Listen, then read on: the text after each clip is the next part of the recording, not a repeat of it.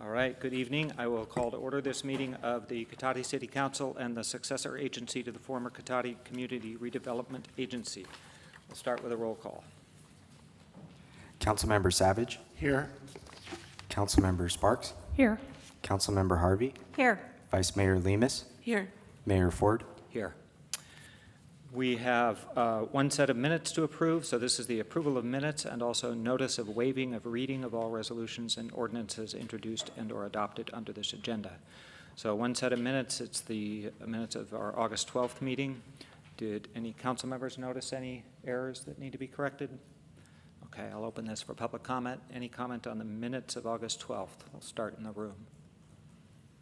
Not seeing any here. Let's check with our Zoom attendees. Thank you, Mayor Ford. Speaking to our Zoom attendees, if you'd like to make a public comment on this item, please use the raise hand icon.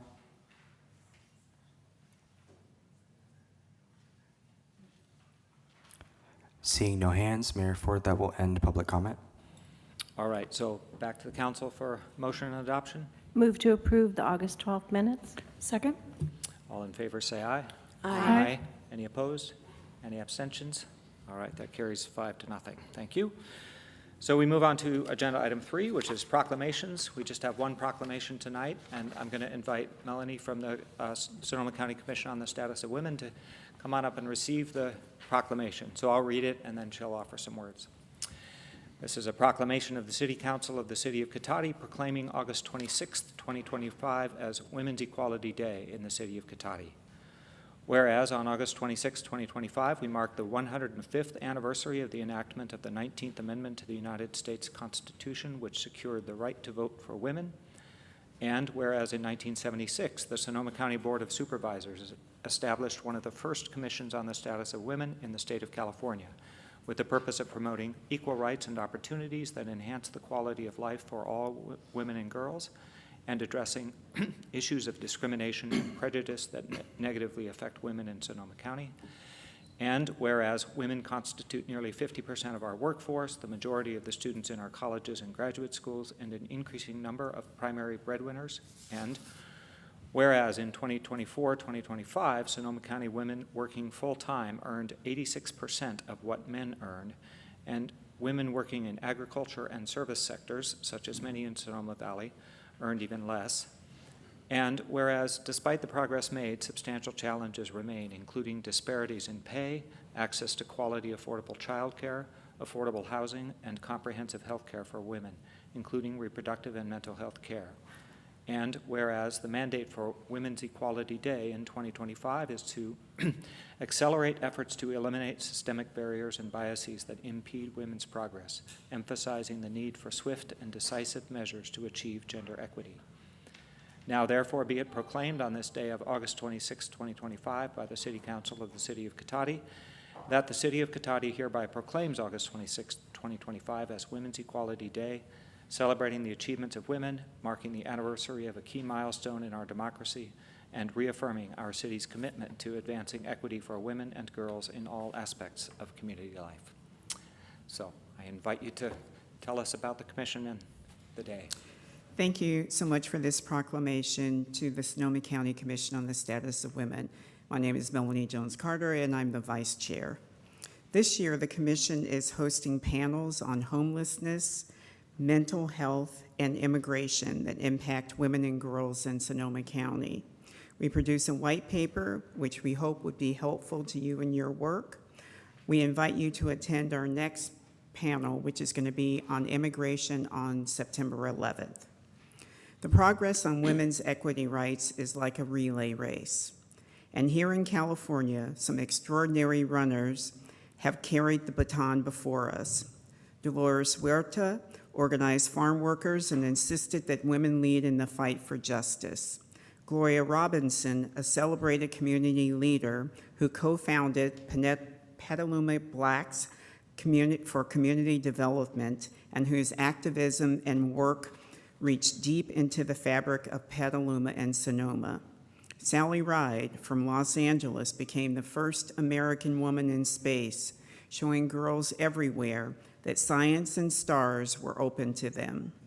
Rita Moreno, a daughter of Puerto Rico, raised in California, shattered barriers in arts, proving women of color could claim center stage.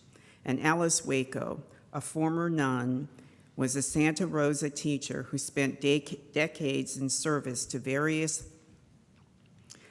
local and global causes, co-founder of the county's Peace and Justice Center. Each ran their lap with courage, but our race isn't over. In fact, some rights once won are now being rolled back. Across our nation, women are facing attacks on reproductive and health care access, persistent gender pay gaps, challenges that affect Californians. Now the baton is in our hand, and in a relay, every second matters. As a former track athlete, I know that's true. We cannot slow down. Accelerated action means defending reproductive rights, protecting women from violence, closing wage gaps, and ensuring women and girls have equal opportunity in every field, from politics to tech to arts. The finish line is clear: a California and a world where women and men run side by side with equal chance to win. So let us run our leg with urgency and determination, so that when we pass the baton, it will be further ahead than when we received it. Thank you very much. Thank you so much, Vice Chair Jones-Carter. Are there any comments from council members? I'd just like to thank you and the entire commission for your work and for first working with us to craft the proclamation and being here to receive it tonight. Can we come down and get a picture with you? Sure. Right? Great. Thank you. Thank you.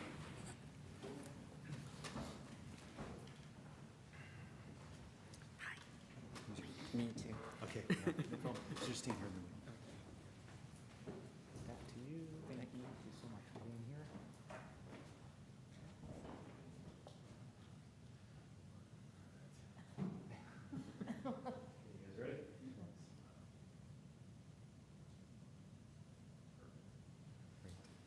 Thank you so much.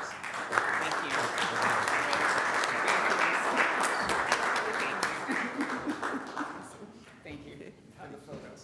Absolutely.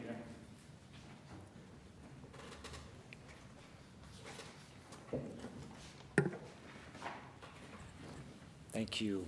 Okay, on to agenda item 4, the agenda review. Are there any proposed changes to the agenda?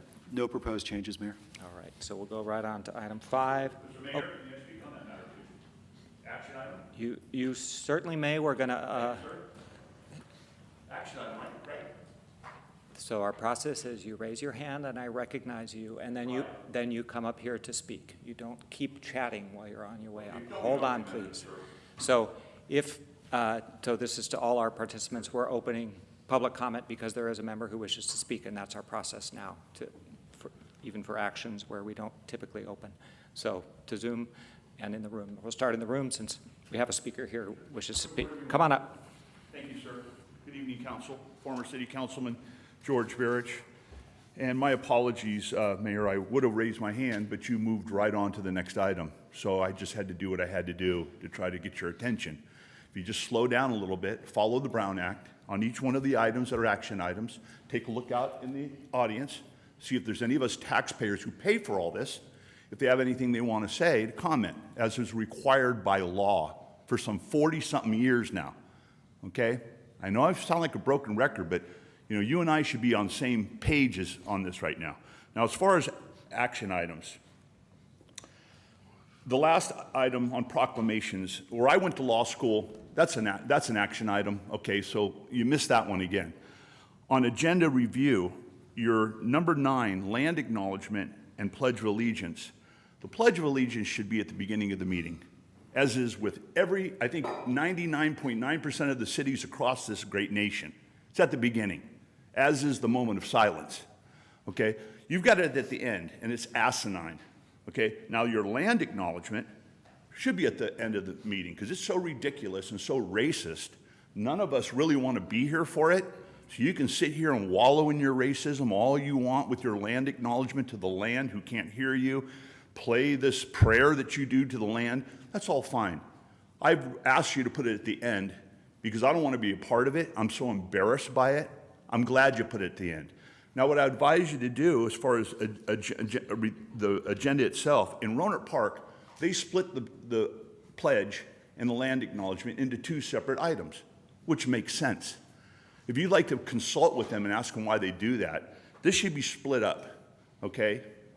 Like we used to have it, but somebody moved it and combined them. It makes no sense. Pledge of Allegiance should be at the beginning. Thank you, folks. Thank you. Anybody else in the chambers wishing to comment on the review of the agenda? All right, let's check with Zoom. Thank you, Mayor Ford. Once again, Zoom attendees, please use the raise hand icon to make a public comment. We do have a hand from Lori Alderman. You have the floor. Thank you, George. You did skip. Also, my hand was up for proclamations, and you did not call it once again. Okay. I would like to read, I Am Woman from Helen Reddy, as I think is appropriate for the proclamation. I am woman, hear me roar, in numbers too big to ignore, and I know too much to go back and pretend. Because I heard it all before, and I've been down there on the floor, no one's ever going to keep me down again. Woe, yes, I am wise, but is wisdom born of pain? Yes, I paid the price, but look how much I gained. If I have to do anything, I can do anything. I am strong, strong. I am invincible, invincible. I am woman. You can bend but never break me, because it only serves to make me more determined to achieve my final goal. And I'll come back even stronger, not a novice any longer, because you've deepened the conviction in my soul. Woe, yes, I am wise, but is wisdom born of pain? Yes, I paid the price, but look how much I gained. If I have to, I can do anything. I am strong, strong. I am invincible, invincible. I am woman. I am woman, watch me grow. See me standing toe to toe as I spread my loving arms across the land. But I'm still an embryo with a long, long way to go until I make my brother understand. Woe, yes, I am wise, but it's wisdom born of pain. Yes, I paid the price, but look how much I've gained. If I have to, I can face anything. I am strong, strong. I am invincible, invincible. I am woman. Thank you.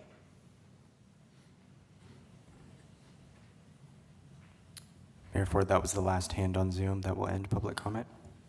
All right, and I want to apologize for missing your hand, Ms. Alderman, at proclamations. I'm still getting the hang of this new system, so thank you for managing to get that poem in. All right, so now we're on to citizen business and public comment for consent calendar items. There's only one consent calendar item tonight. So any member of the public wishing to speak to the council on any item listed on the consent calendar or any matters not listed on the agenda that are within the subject matter jurisdiction of the council may do so at this time. Pursuant to the Brown Act, the council is not allowed to consider issues or take action on any item not listed on the agenda. Pursuant to City Council Policy 2025-03, comments of any member of the public are normally restricted to a total of 3 minutes in length per person for matters not on the agenda and a total of 3 minutes per person in length for any and all items on the consent calendar. The mayor may extend the time limit for a reasonable time where a disability accommodation has been requested. To facilitate public comment, the timer indicator lights will display yellow when there are 30 seconds remaining and red when time has expired. So for citizen business and public comment, we're going to start with Zoom this time. Thank you, Mayor Ford. Once again, Zoom attendees, please use the raise hand icon to make a public comment for citizens business or the consent calendar. The first hand is from Lori Alderman. You have the floor. As a citizen of Cotati, I would like to request that all monies paid to Robert Smith be reimbursed to the city from June 2023 to the present, as Attorney Smith violated California Professional Rules of Conduct 3.7, which is lawyers are not allowed to be witnesses. All monies received by Mr. Smith are ill-gotten, unethical, and should be disgorged and returned to the city's citizens of Cotati. Numerous times since the hearings began in November 2023, the administrative law judge has referred to Mr. Smith as an attorney. In the July 2024 hearing, Mr. Smith was referred to early on by the ALJ as an attorney, and yet Mr. Smith also took the stand as a witness. This is against the California Bar Rules of Professional Conduct, Rule 3.7. There was no written consent by the city as required for him to act as a witness. Additionally, Mr. Smith has repeatedly provided legal advice to the council, i.e. he wrote the administrative code that governs the hearings, and which now he testified as a witness. I would like to remind the council that the council has a fiduciary responsibility to the taxpayers and the citizens of Cotati to prioritize the interests of the public good and cities and taxpayers most of all. This would include the use of monies that are unethically or ill-gotten by Mr. Smith for violating repeatedly the California Professional Rules of Conduct, Rule 3.7. In California, the principle that an attorney who violates a disciplinary rule may be discharged for cause and forfeit their fees is well-established part of the law. This is based on the fiduciary relationship and the idea that an attorney's breach of that trust undermines the value of their services. A California attorney who has been discharged for cause due to an ethical violation may be denied all or part of the fees for services rendered, even if the services were otherwise valuable to the client. Who knows the amount of monies have been provided sentence over. Who knows the amount of monies that have been provided to Mr. Smith as ill-gotten? Me. I suggest you hire me to complete this disgorgement of public monies as I am most informed to do so.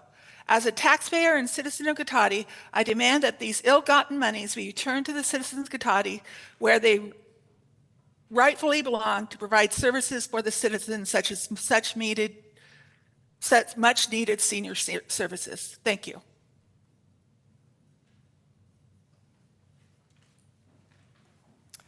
The next hand is from Michael Chermello. Mr. Chermello, you have the floor. Okay, I'm unmuted.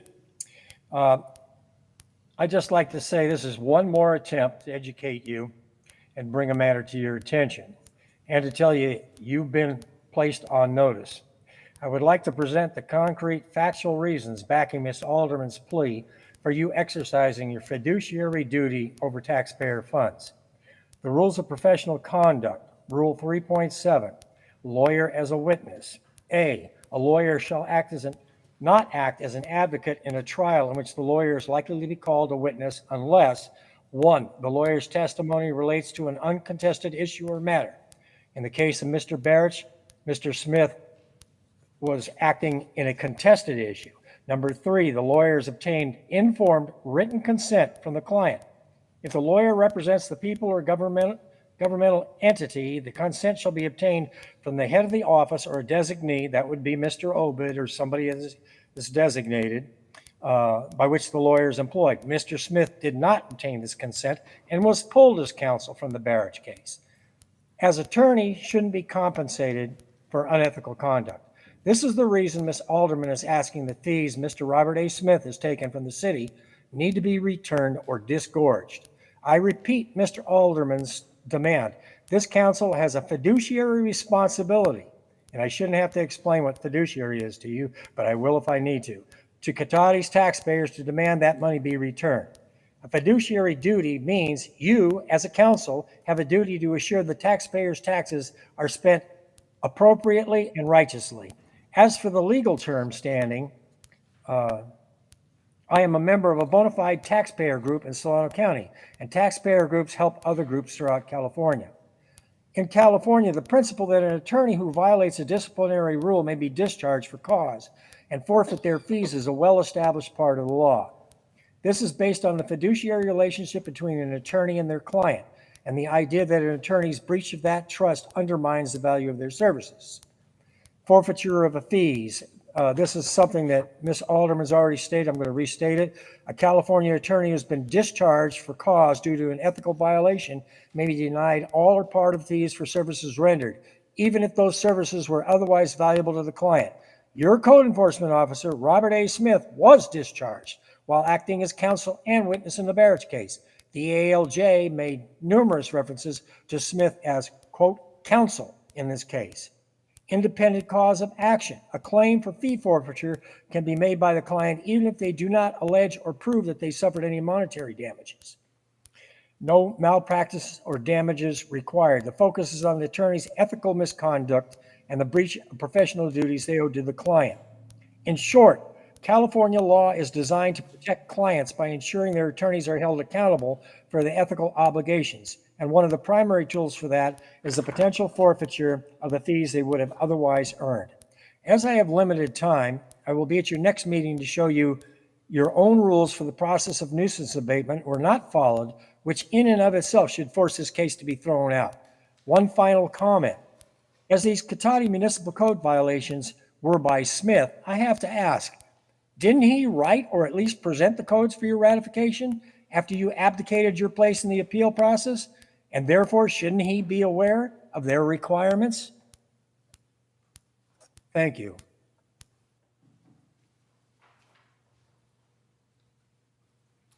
Mayor Ford, there are no further hands on Zoom. Okay, we'll come to the room. Anybody wishing to address the council on citizen business or the consent calendar item? Yes, come on up.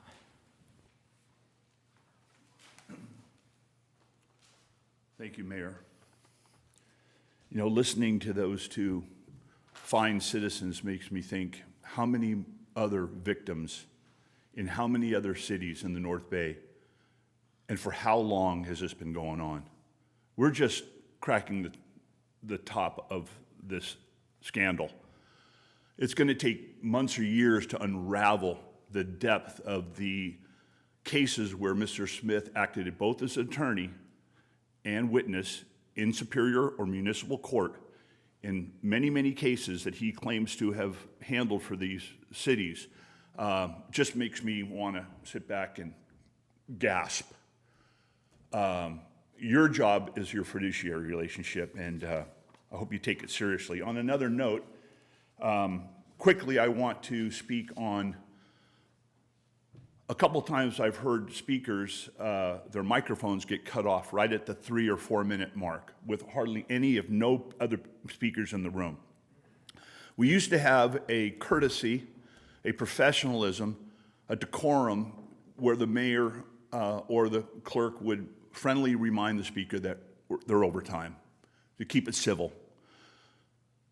Somebody now has a switch to turn off the microphone. And I think it's unprofessional. It's not needed. It's surely not Cotati. Okay, I'd like to know who's got the switch to turn off a microphone. Is it Kevin? Is it the mayor? Would someone just raise a hand? Who's manning the kill switch for the microphone? Anybody? I'd like the record to reflect, I'd like the public to understand for the record that nobody is taking responsibility for the cutoff switch. Okay, I see no hands, I see no nods.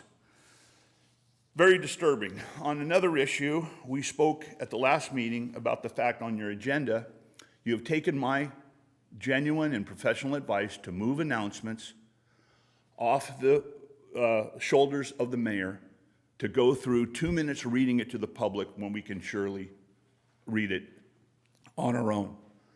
I spoke to this issue maybe no less than 7, 8 times.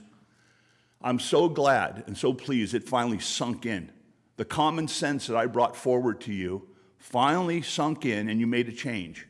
Nobody contacted me and says, you know, Mr. Barrett, I've slept on this, we've thought about this and determined you were right. And we may have kind of missed the mark on this, but we've done the right thing. We have taken it and moved it aside, and we want to thank you. but you don't have the courtesy or the class to do that. And you need to give recognition to people who push their dinner plates away to come down and help govern this town, as you asked me 30 years ago to do, and thank people once in a while, even though they're part of a different political party. We need to get along. And it should be a lesson for courtesy. Now, the announcements also say that, you love to hear from people, but we've gone through this. You only love to hear from people you agree with. It's not right. It's very, very inappropriate. You surely do not want to listen to anybody who disagrees, and that needs to be corrected. And I'll keep harping on this. That's bad language. It's bringing us bad karma in the room to be lying like this. You do not want to hear from everybody. You just want to hear from people who follow your agenda and agree with you. I want you to think about that. Thank you. Thank you. Anybody else for citizen business or consent calendar? Okay, that'll end public comment. We don't engage in back and forth during speakers' time, so that's why nobody responded. As has been true for many, many years, the mayor has a switch up here for a microphone, and all the microphones are also controllable from the desk over there where the clerk is. We are on to consent calendar. Does any council member wish to pull the item from the consent calendar? I have an item. I think this is the time to talk about it, to add to the calendar of looking at a proclamation. Wait, are you no. looking at a future agenda? Future agenda. Okay, we got to finish the Okay, consent calendar sorry. first, then we'll be there. Jump to the So anybody wishing to pull the one item? Okay, is there a motion to approve the consent calendar? Move to approve the consent calendar. Second. All in favor, say aye. Aye. Any opposed? Any abstentions? All right, that carries 5-0. And now, Councilmember Savage, what is your future agenda item you'd like to? Okay, sorry about that. Future agenda item. November is the Trans Remembrance Month, and November 22nd is the actual date. There's going to be a vigil at Ner Shalom on November 9th, and I'd like for us to see if that would be appropriate to have a proclamation available for that. So I believe this would fall under the rubric of you can work with the city manager to make that happen. And he and I will talk about when to agendize it. Okay. If that works for you. Any Thank you. objections? Okay, great.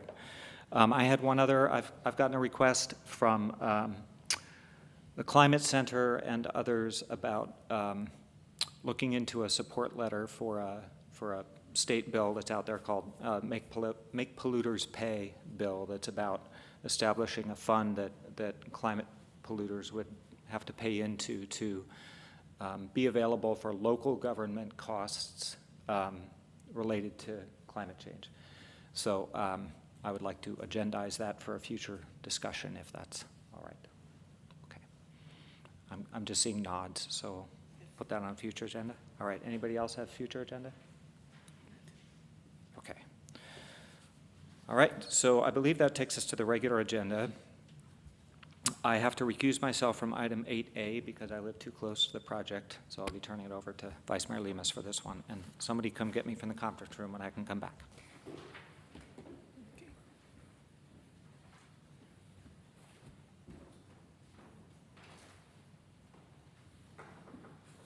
Okay, so we have item A, which is 120 East Cotati Avenue, Affordable Housing Project Design Discussion. So we have a staff report on that? Thank you, Vice Mayor Lemus, members of the council. My name is J.P. Harries. I'm a senior planner with the city of Cotati. And tonight, we're having our fifth and presumed final public meeting to discuss the design of this project. We've had 3 community meetings, 1 meeting with the two community meetings, 1 previous meeting with the city council, 1 meeting with the planning commission, and then 1 meeting here tonight. What's a little bit different is the design is very much kind of what you had seen in the past. But we've had a traffic study done in the meantime as well. There's conditions of approval, recommended conditions of approval that are included in the packet. And that would be new information since the last time the council reviewed this project. Just for a little more framework, we'll discuss this, but this is a ministerial project, meaning that it doesn't require discretionary action. However, we own the property and thus will be disposing of the property or selling the property within the framework of a disposition and development agreement with the developer. So although it's a ministerial project, the council can impose conditions on the project and the disposition of the property to the developer. So tonight, that's what we'll be asking for is feedback on any conditions of approval or how you would like that disposition. And then that will become the disposition and development agreement, which we call DDA for short. We'll come back to the city council for approval, and Damien will be presenting that item to the council when that's due.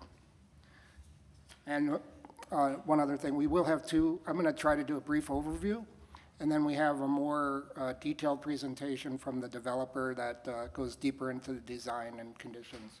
And then after we have those two presentations, of course, we'll be available for questions and comments and any kind of public comment as well. Okay, next slide, please. So just for some background, in 2021, or 2020 and 2021, we approved 2 projects there. The last one was called La Plaza View. It had 27 units, or proposed 27 units, and about 10,300 square feet of commercial floor area. It didn't look like this. This is a mission-style kind of building that we approved. But then that project was never built, and in 2022, we received an SB 35 submittal. This is a streamlined ministerial way of project for housing that developers can take advantage of. And that is what's shown in this image here, which was 70 units, 5 stories high. There was pretty much a universal adverse reaction to this development here in Cotati. And then, next slide, please. So then, in December 2023, the developer indicated that they would be willing to sell the property, and the city decided to go ahead and purchase the land using money from the Affordable Housing Fund. Then once we have the land, then we kind of move into the operation of the Surplus Land Act, which guides how we can dispose of the land. And between the two of those, really this property can only be developed as affordable housing. And in March of 2024, the city issued an RFQ, request for qualifications, for a qualified developer, someone that could both deliver a project and is also skilled in collecting the funding necessary to develop a project like this. The city selected Freebird Development and then entered into an exclusive negotiating agreement. This is an EA, which is where we are now. We are in the midst of that. And then that agreement sets the framework for what's going to go into the DDA.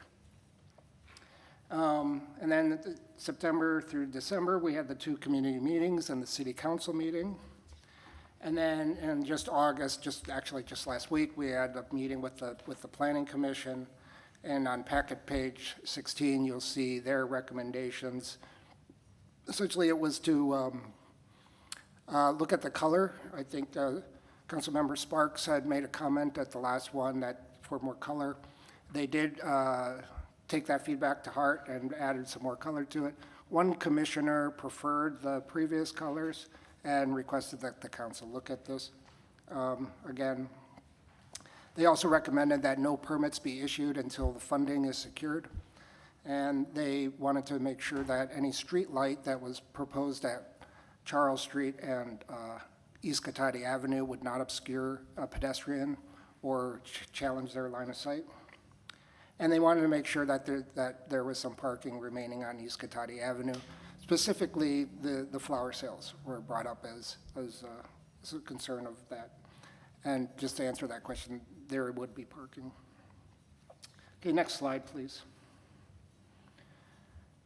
So the project itself, it proposes 44 units and 3,850 square feet of commercial space. It would be affordable to households earning between 30 and 80% of area median income. 12 of the units would be dedicated for supportive housing. That's for people that need support to maintain housing and perhaps with jobs and healthcare. It's intended to be 3 stories. The first story would be a parking garage. It would also have the lobby for the residential units, and then along La Plaza, there would be commercial space available. All the housing would be located on the 2nd and 3rd levels, and the second story would also have a landscaped podium courtyard with 2 playgrounds, one for smaller children and the other one for larger children.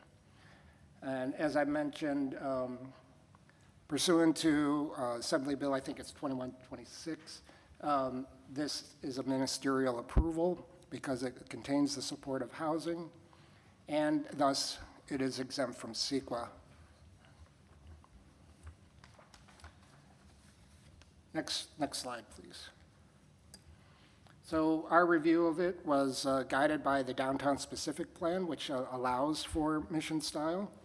It does establish a 35 height limit and a 25 rear setback and 2 parking spaces per unit, as well as others, but I bring these up because these particular ones are,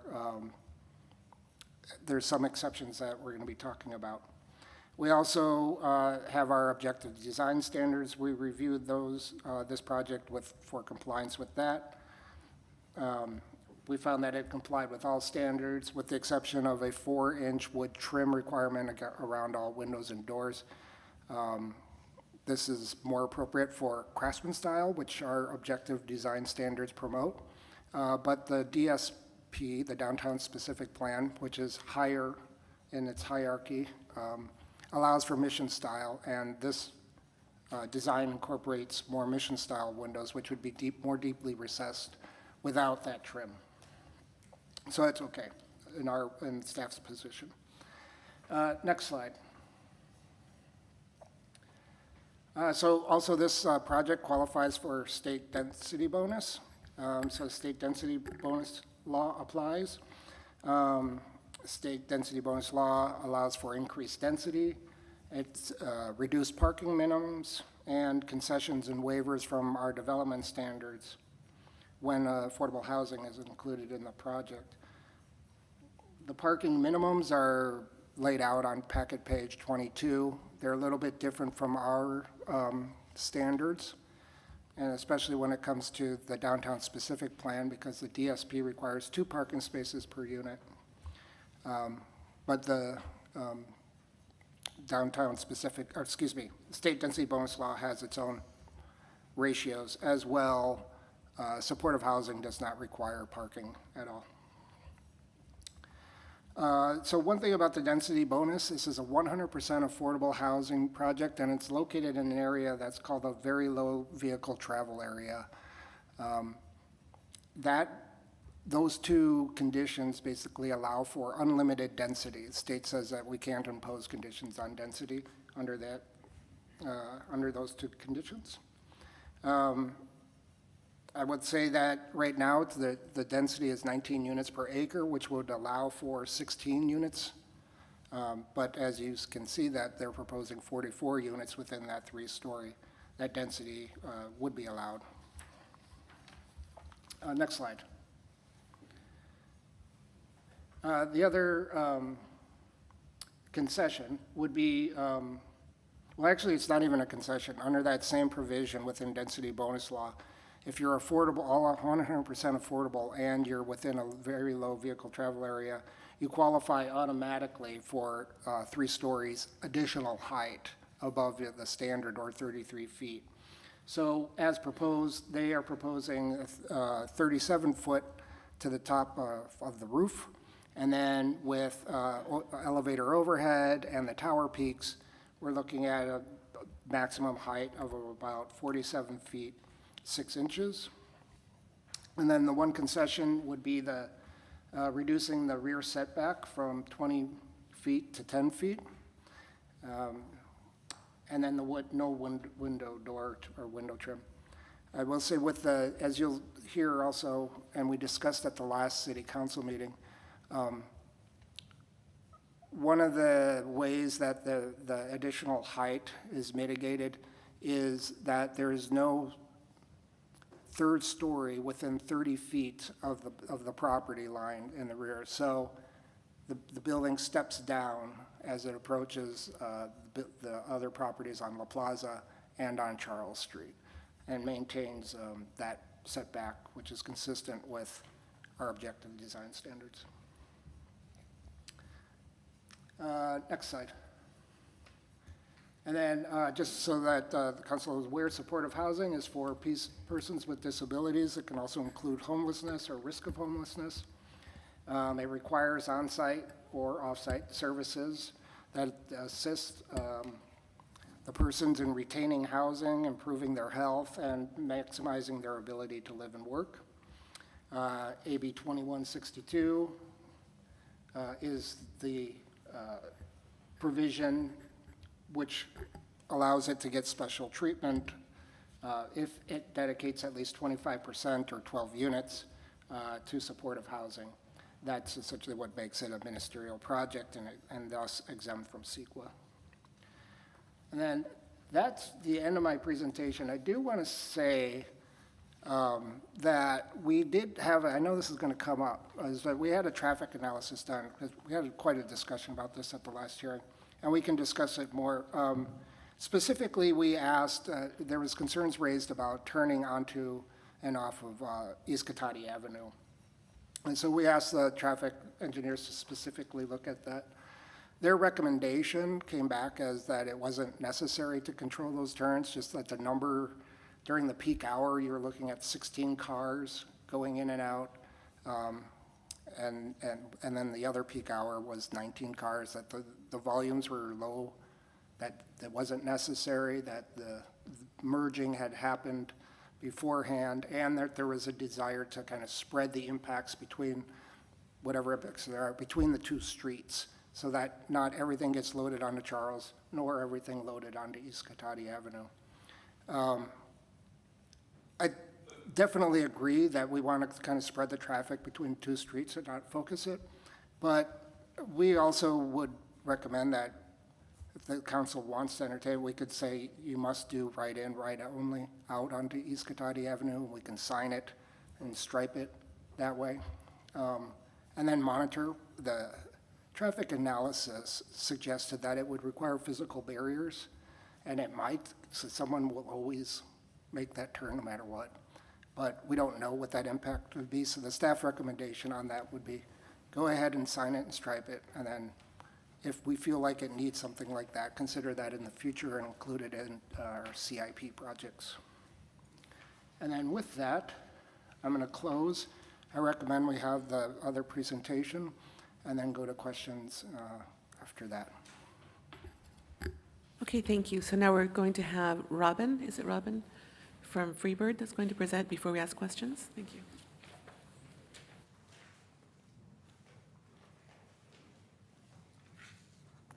It's Robin and Paul. Robin and Paul, thank you so much for being here. Hi, I'm Robin Zimbler, the founder and manager of Freebird Development. I'm here with my architect, Paul. And if you go to the next slide, I'll first just provide a quick overview of what we're going to present today. We already just did introductions. JP already went over process to date, so we're going to skip through some of those slides pretty quickly. I'm going to remind everybody what our development program and development design goals have been from the project since the start. Recap our prior meetings, present our current plans, and talk specifically about our planning permit application, and then take questions. Go to the next slide. I'm going to skip that slide because I just introduced ourselves, and I'm going to skip process to date since JP just went over that. All right, development program goals. So again, these are our program goals that we've had since we were first awarded the site, or at least awarded the exclusive negotiating agreement. We thought it was very important, given the location of the downtown location of the site, to create a project of scale. And looking at the proposals, prior proposals that JP went through, we thought 27 units was too small, didn't really justify the city's investment in buying the parcel. But 70 we thought was out of character with Cotati and not appropriate. So we've really been trying to design a project that integrates within the fabric of the downtown, but also gets to a critical scale of units to help the city meet its RHNA numbers. So where we have landed is 44 units in a 3-story building. Our second program goal is to provide housing for a broad range of household sizes and incomes.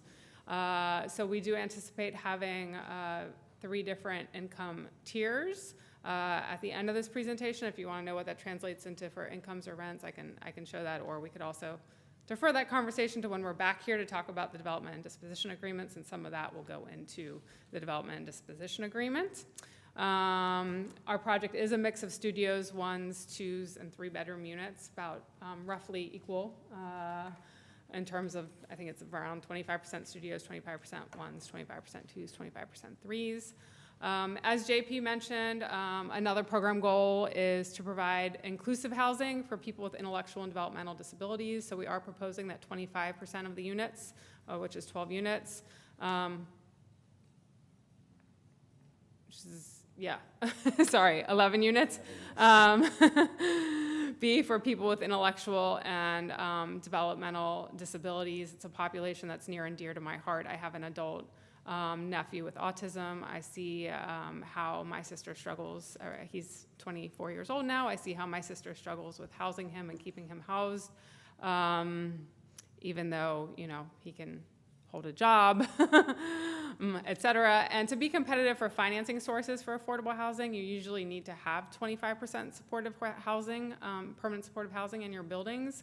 And so with that in mind, is the population, again, that I like to serve. It also helps justify some lower parking ratios, because it's a population that does not have overnight or cars parked overnight. Sometimes they do have visitors during the day that have parking needs when people are at work, but they generally do not own cars and they don't have an overnight car parking need. And so it helps justify some of those lower parking ratios.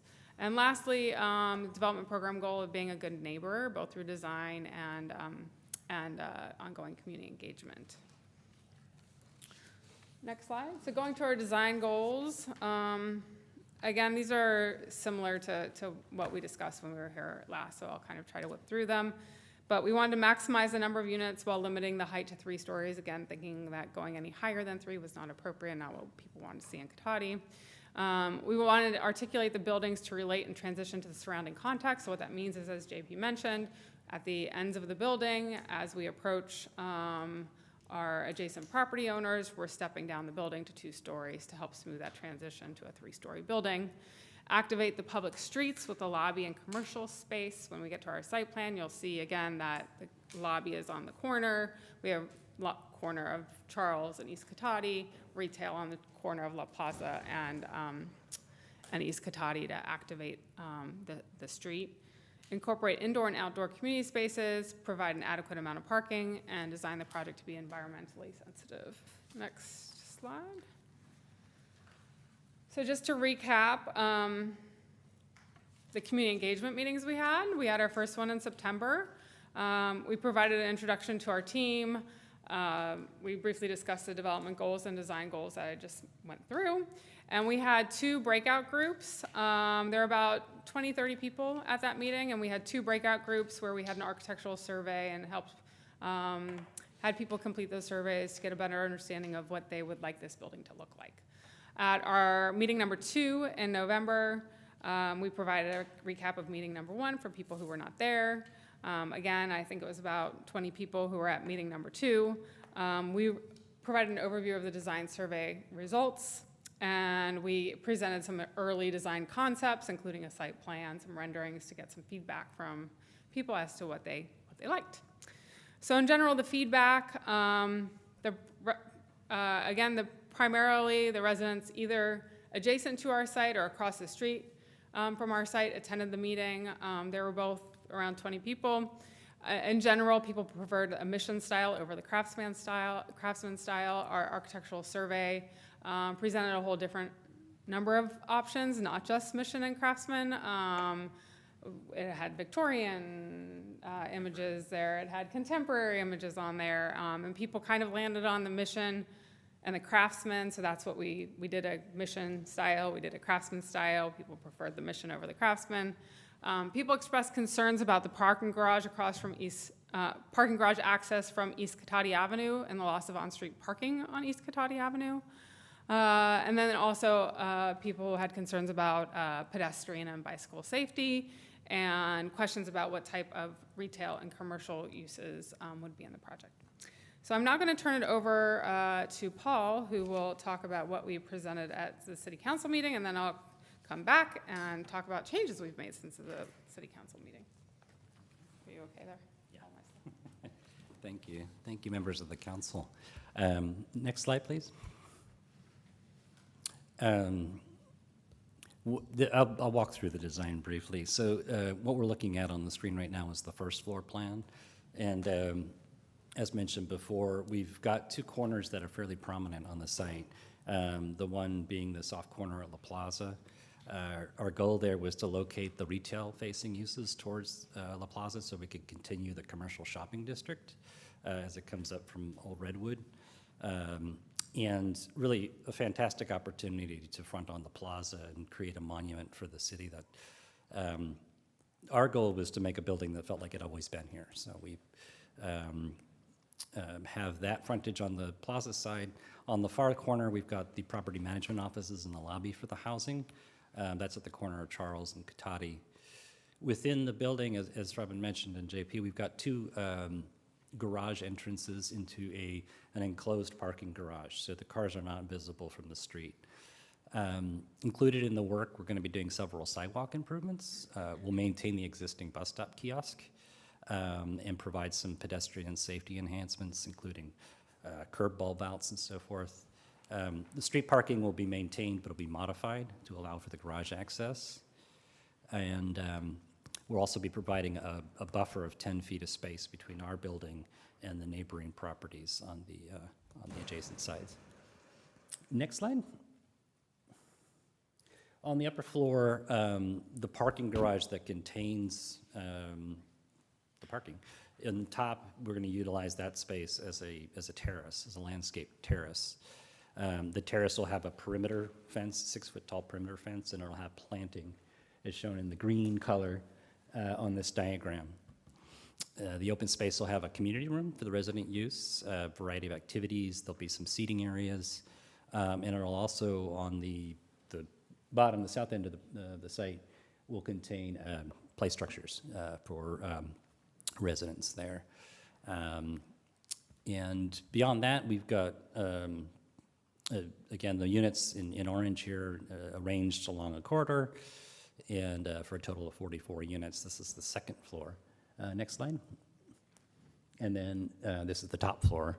And as you mentioned, we stepped the building back on the edges where the building meets with the areas adjacent. So you can see the dark gray color represents where there's a 2-story portion that steps down from the 3-story height. Next slide, please. This is the rendering, and we mentioned various styles we had. This was the evolution of the mission style. This view is looking directly at the lobby entrance. This is at the acute corner, Charles and Cotati. The lobby is actually set off the corner somewhat, and the offices are directly on the corner. We have activated uses on Cotati. We really wanted to create an inviting sidewalk and experience as you come down the street. And with the garage internally, it allows us to put active uses on the street. Where we don't have active uses, we provided some articulation like planters and trellises so that there's a seamless ground floor experience. Next slide. And the articulation that we provided here. This is really the public face facing the plaza. You can see the bus kiosk in the foreground that we've maintained, and we'll step behind that. And this provides us, again, that retail commercial face intended to continue the urban fabric as it comes around the corner here. And a corner element that would mark the retail. In the distance there, you'll see the garage entrance off of Kotati. Next slide. Okay. The design was informed heavily by the community. We took a really proactive approach to getting everyone's feedback. And then we also received prior feedback from you on council. And as a result, we've made these following modifications to the design. So we've got our step downs at the ends. We've been working with the traffic study that was done to ensure that we've got safe and adequate access for the parking of cars and also bicycle parking. We've got, I believe, 46 bicycle parking stalls. So every unit will have one dedicated indoor locked bicycle storage. When we came back to City Council last time, there were some comments on the color and some a general consensus to try some more lively colors, which we did. And also there was concern about the use of the community serving retail, and that would be one that would be community serving and not, something not community serving. So next slide, please. Okay.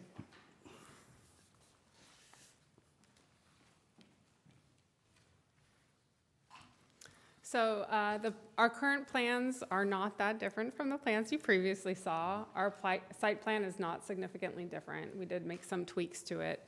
In particular, on the La Plaza end of the building, we just organized that end of the building a little bit better to create a more usable courtyard space on the second floor. And I'll show you some images for the courtyard on the next slide, but don't go to the next slide yet. Go back. Some of the other changes, as Paul mentioned, though, that you will see on the site plan is we are now, given the results of the traffic impact study, we are showing a 10-foot sidewalk on East Cotati Avenue. There's currently a 5-foot sidewalk there, so we are proposing to widen that sidewalk to 10 feet. There is a utility, underground utility running right under that sidewalk, so we know the city has a desire for street trees, and we can do those in raised planters. But unfortunately, because of the underground utilities there, we won't be able to plant them in wells on East Cotati Avenue.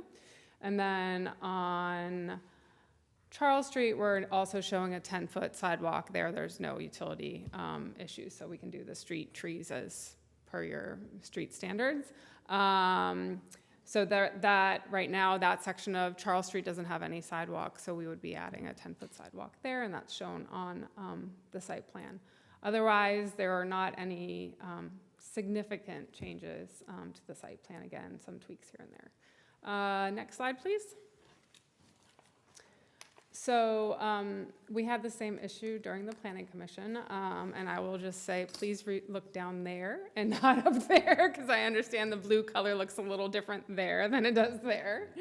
But yeah, the last time we were here, we heard a lot of different, opinions on the color, and color is always very subjective. But our big takeaway was, you guys wanted to see some color to the building. So we agreed with that comment. And so what we're proposing here is the addition of this blue color that we think is still in keeping with the mission style and create some visual appeal for the building. As well, we've kind of lightened up the beige and the whitish color a little bit more to try to make that blue pop some more.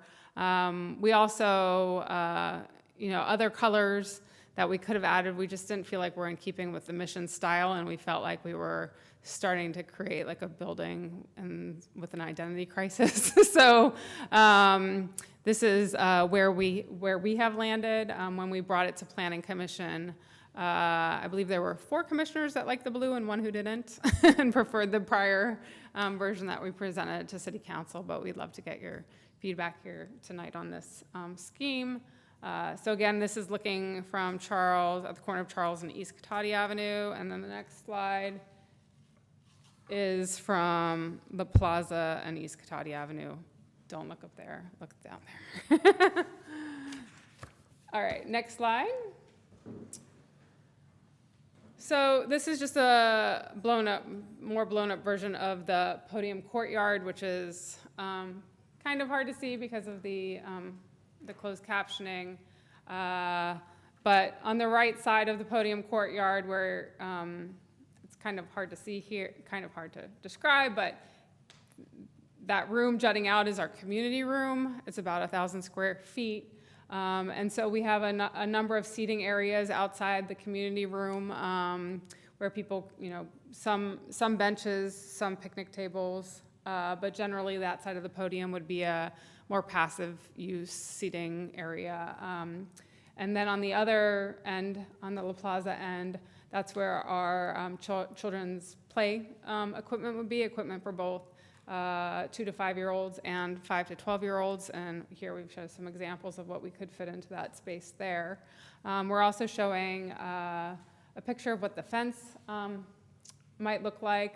Again, one of the people who have attended most of our community meetings is the adjacent property owner on East Cotati Avenue, so he understandably has concerns about what that fence would look like, making sure that people aren't, looking into his yard, throwing things down into his yard. So that fence design here is meant to show that it would be an attractive, solid fence where people wouldn't be able to, pry into his backyard. All right, next slide. So one of the things that we did as a result of our community engagement meetings and our last community council meeting, our city council meeting, was have a transportation impact study done. And that is, again, where we got feedback on the sidewalks and the widening and the creation of the sidewalk, and I'll show you that in a second in terms of how we plan to achieve the 10-foot sidewalk on East Cotati Avenue.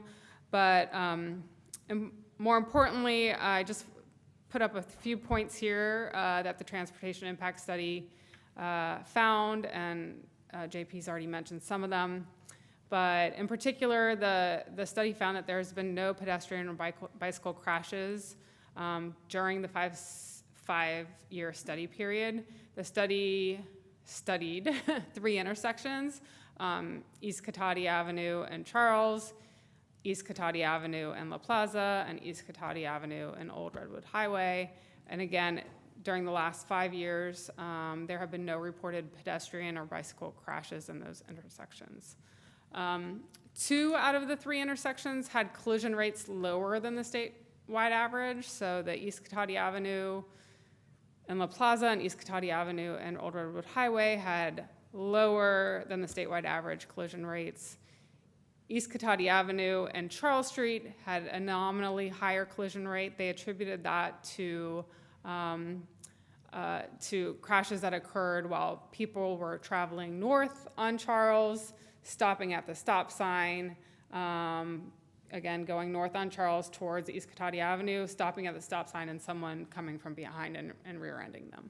So I think there were 4 collisions at that intersection, and 3 of them were rear-end collisions with cars stopped at that stop sign traveling north on East Cotati Avenue. The project, the transportation impact study found that the project would not cause the level of service to decrease on any of the roads to unacceptable levels, and that the sight lines at the project driveways, both the project driveway that we were proposing on Charles Street and the project driveway on East Cotati Avenue, that the sight lines were adequate, and that the project would not cause any queuing to exceed available stacking space. So again, we really pressed them as to what we wanted them to study, because to me, I'm pretty agnostic in terms of, you know, where the access to the parking garage occurs, and whether there's any restrictions on the movements in and out.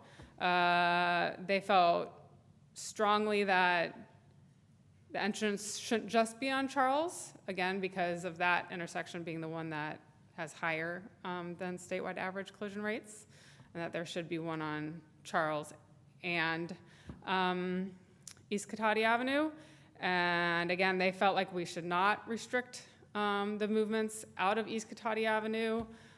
In conversations with them, they felt like people were going to make that left-hand turn anyway, unless there were physical barriers there. And they thought putting physical barriers there would be problematic because right now, I don't have that image up there, but people turning left wouldn't be able to turn left anymore. There's a mid-block driveway, and people wouldn't turn left anymore there. Next slide. So this slide, I know it's hard to see, but it basically shows that to create a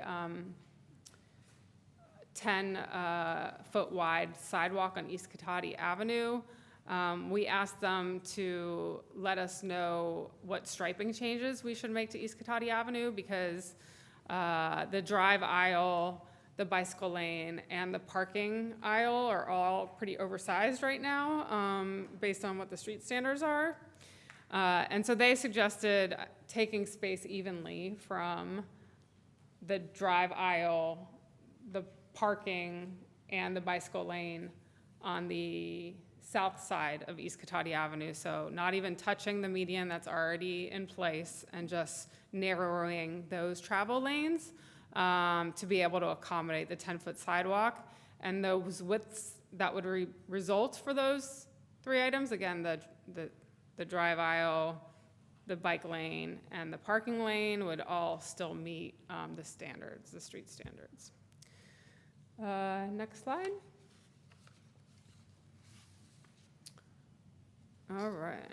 So going to our planning permit application again, JP went over a lot of this, but we did submit a permit application in January. It was for 4 things. It was for a streamlined approval under the AB 2162 supportive housing program, a density bonus, design review, and then multifamily objective design standards. With respect to the supportive housing streamlined approval, we qualify for that because our building is all affordable up to 80% of AMI. We'll include a 25% set aside for permanent supportive housing, and we'll provide supportive services, including space. A social services office is in the first floor of the building, and provide actual services to those 25% people with intellectual and developmental disabilities. With respect to density and parking, as JP mentioned, there's unlimited density under the state density bonus. Given this project particulars, we're not proposing unlimited density. We're proposing 44 units, which again we thought was kind of in that sweet spot between the 27 and the 70 units the city had previously seen come through. Under AB 2162, the maximum parking that the city could require for the project is 42 spaces. We are showing 54 spaces. So again, with 44 units and 25% of those being for people that don't own cars, we're comfortable with these parking ratios. And then with respect to the concessions, incentives, and waivers we would be requesting under the state density bonus, as JP mentioned, one is the elimination of the wood window and door trim, removal of native oaks. Right now there's I can't remember if it's downtown specific plan or what it is that stipulates we can't remove any trees, but if that site's going to be developed, we're going to have to remove some trees because there are trees in the middle of the site, and I believe there's a condition and approval in your packet that requires us to provide pay a mitigation fee, right? And we're fine with that. Building height, again, we would be asking to go up to From 35 feet to our roof line would actually be 37 feet, but then going up to 47 feet to be able to capture some of those towers, detailing that we have to make the project more visually interesting. The rear setback, as JP mentioned, we would be decreasing from 20 feet to 10 feet. If we did 20 feet, that would essentially cut off 20 feet of our garage and 20 feet of our courtyard on top of the garage, and we wouldn't be able to have enough parking for the project. And then lastly, the last concession would be parking access. So I think it might be the downtown specific plan that mentions vehicle access should be on Charles instead of East Cotati Avenue. But given the findings of the traffic impact study, we didn't think it was appropriate to have the only entrance on East Charles. So we are proposing to split between East Charles between Charles and East Cotati Avenue. All right, you can go to next slide.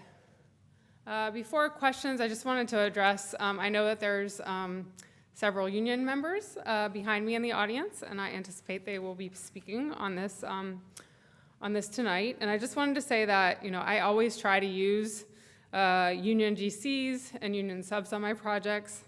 The first GC I always call is a union GC to see if they're interested or if they think they can make it work. I've done 10 projects in California. 6 have been with union GCs.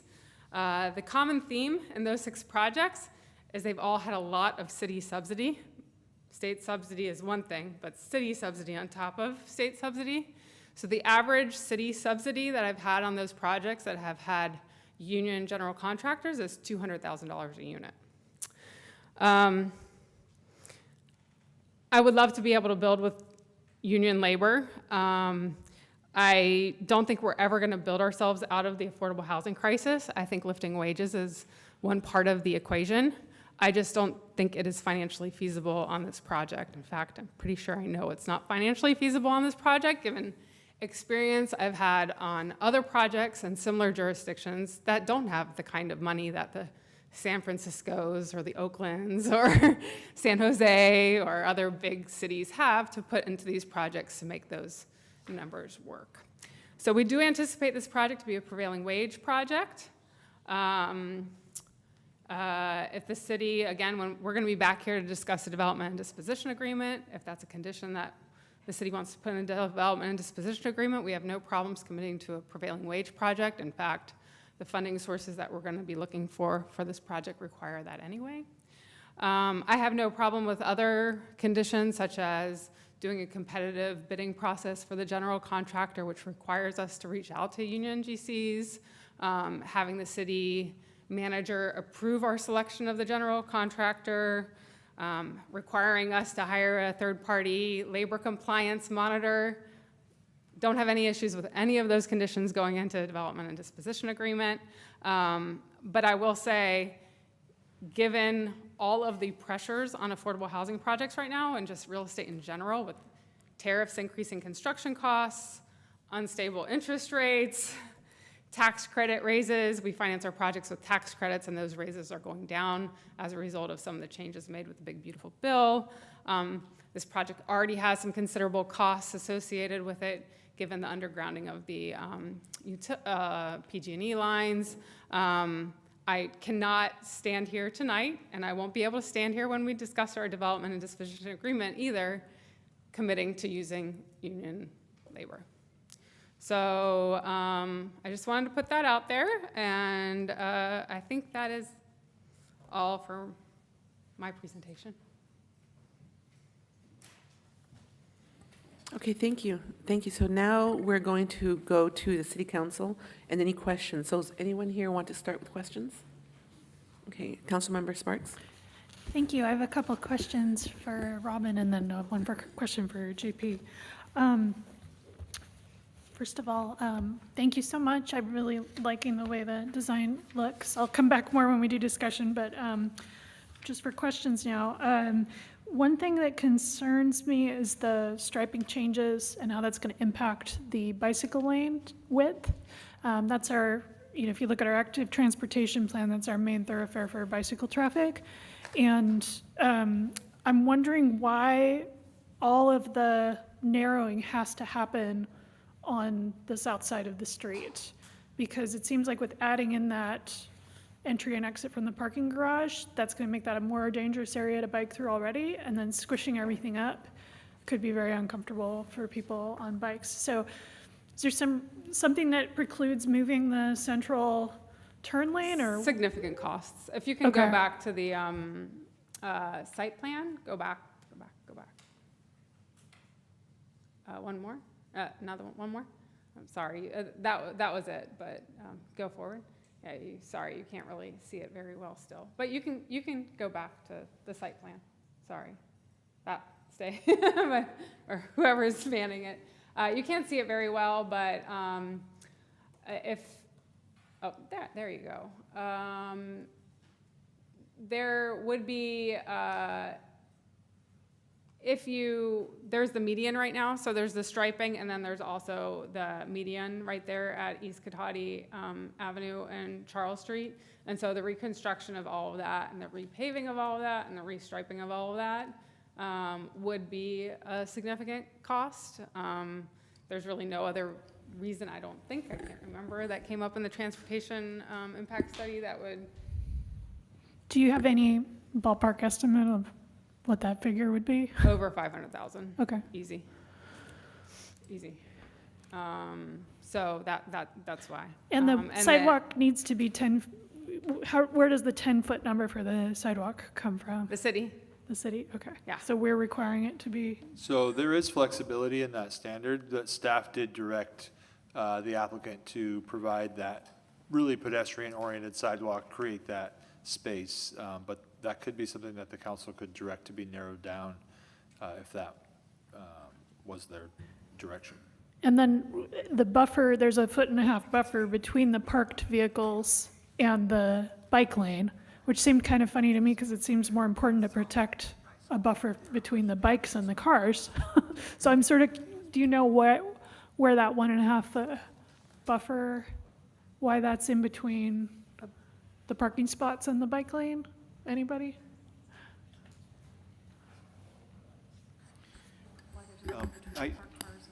Sorry, I didn't mean this to be a stumper. No. I'm sorry, we were having a conversation about sidewalk width. Apologize. Why is there that buffer? Excuse me. It's just to give it a little extra buffer between the cars and the bicycles is what I wanted to say. Yeah. It sort of protects the cars from the bikes instead of protecting the bikes from the cars. No, there's door swing. Okay, Yeah. door swing. Okay, that makes sense. Okay, so thank you for that. Another question I had was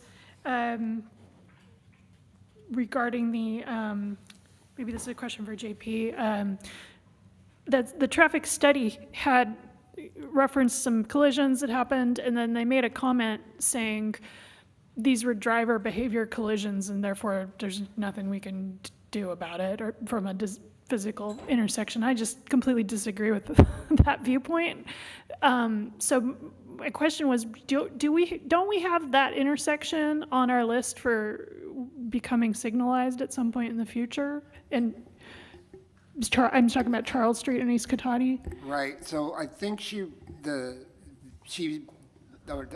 the study referred to rear enders. That's that people were rear ending someone, and that's why she said it wasn't a design issue. But the answer is yes. It's a future goal to signalize that intersection at Charles and East Cotati Avenue. Is there any potential for us to speed that up or reprioritize it in conjunction with this project? Let me check something here. While they're checking, I'll say, I think there is a speed bump there. There are speed bumps on East Charles, or sorry, I keep on saying East Charles. There are speed bumps on Charles Street right now. So I think when you're talking about the behavior issue, it's the rear ending. And I'm not a transportation expert, But I would imagine even if there were a stoplight there, there would still be behavior issues with people rear-ending people waiting for the stoplight versus the stop sign, perhaps, and like maybe the location of the speed bumps could be looked at. So I'll have some more comments when we get about this when we get to comments, but just for questions now, I was just curious on the timing of the. Well, I improvement. would, so on the timing, I'd just say with respect to the signal, the William George signal is the next one. It's like 75%-ish designed. And that would be the next one that would go in the course of things in our CIP. And then after that, the next one up is LaSalle and East Cotati, and then Charles. So this one, as it's currently scheduled, is still a ways out. So it's kind of third on the list. Okay. Yeah. Thank you. That was all my questions. Okay, anyone else have questions? Susan? Oh, sorry, Councilmember Harvey? That's okay. The first one, I think, is for JP. The Planning Commission, you say that they offered suggestions. These are not conditions, correct, that they're asking for? The reason I ask is it feels a little bit odd to say that we are allowing for continuance of flower sales on East Cotati Avenue as a condition. They're not conditions. They were just raised as suggestions for the council to consider. And then they were, just one of the issues that they brought up is they wanted to see that there was some parking continued along East Cotati Avenue. It doesn't actually change anything with respect to the project because the parking is part of the project. I'm just relaying kind of the primary issues or items that they brought up for discussion. Okay, thank you for that, because I agree that we should have as much parking as is reasonable on East Cotati Avenue, but it's public parking. It's not parking specific for a person, so. And then on the traffic study, I have to say that I vehemently disagree, and it makes me wonder if they even went there, for a couple of reasons. One is if you look closely at the pictures, they say, oh, you've already merged by the time you get to your driveway. Well, that's not exactly true, because you can see the arrows there, and that part of the lane is still wide, and there's still, if you ever sit out there, which I don't think they did, as people are coming off of Old Red onto East Cotati, they are fighting. People are fighting with one another. I'm going to get ahead of you. And if I look at your pictures closely, where the out garage is, it may be one car length.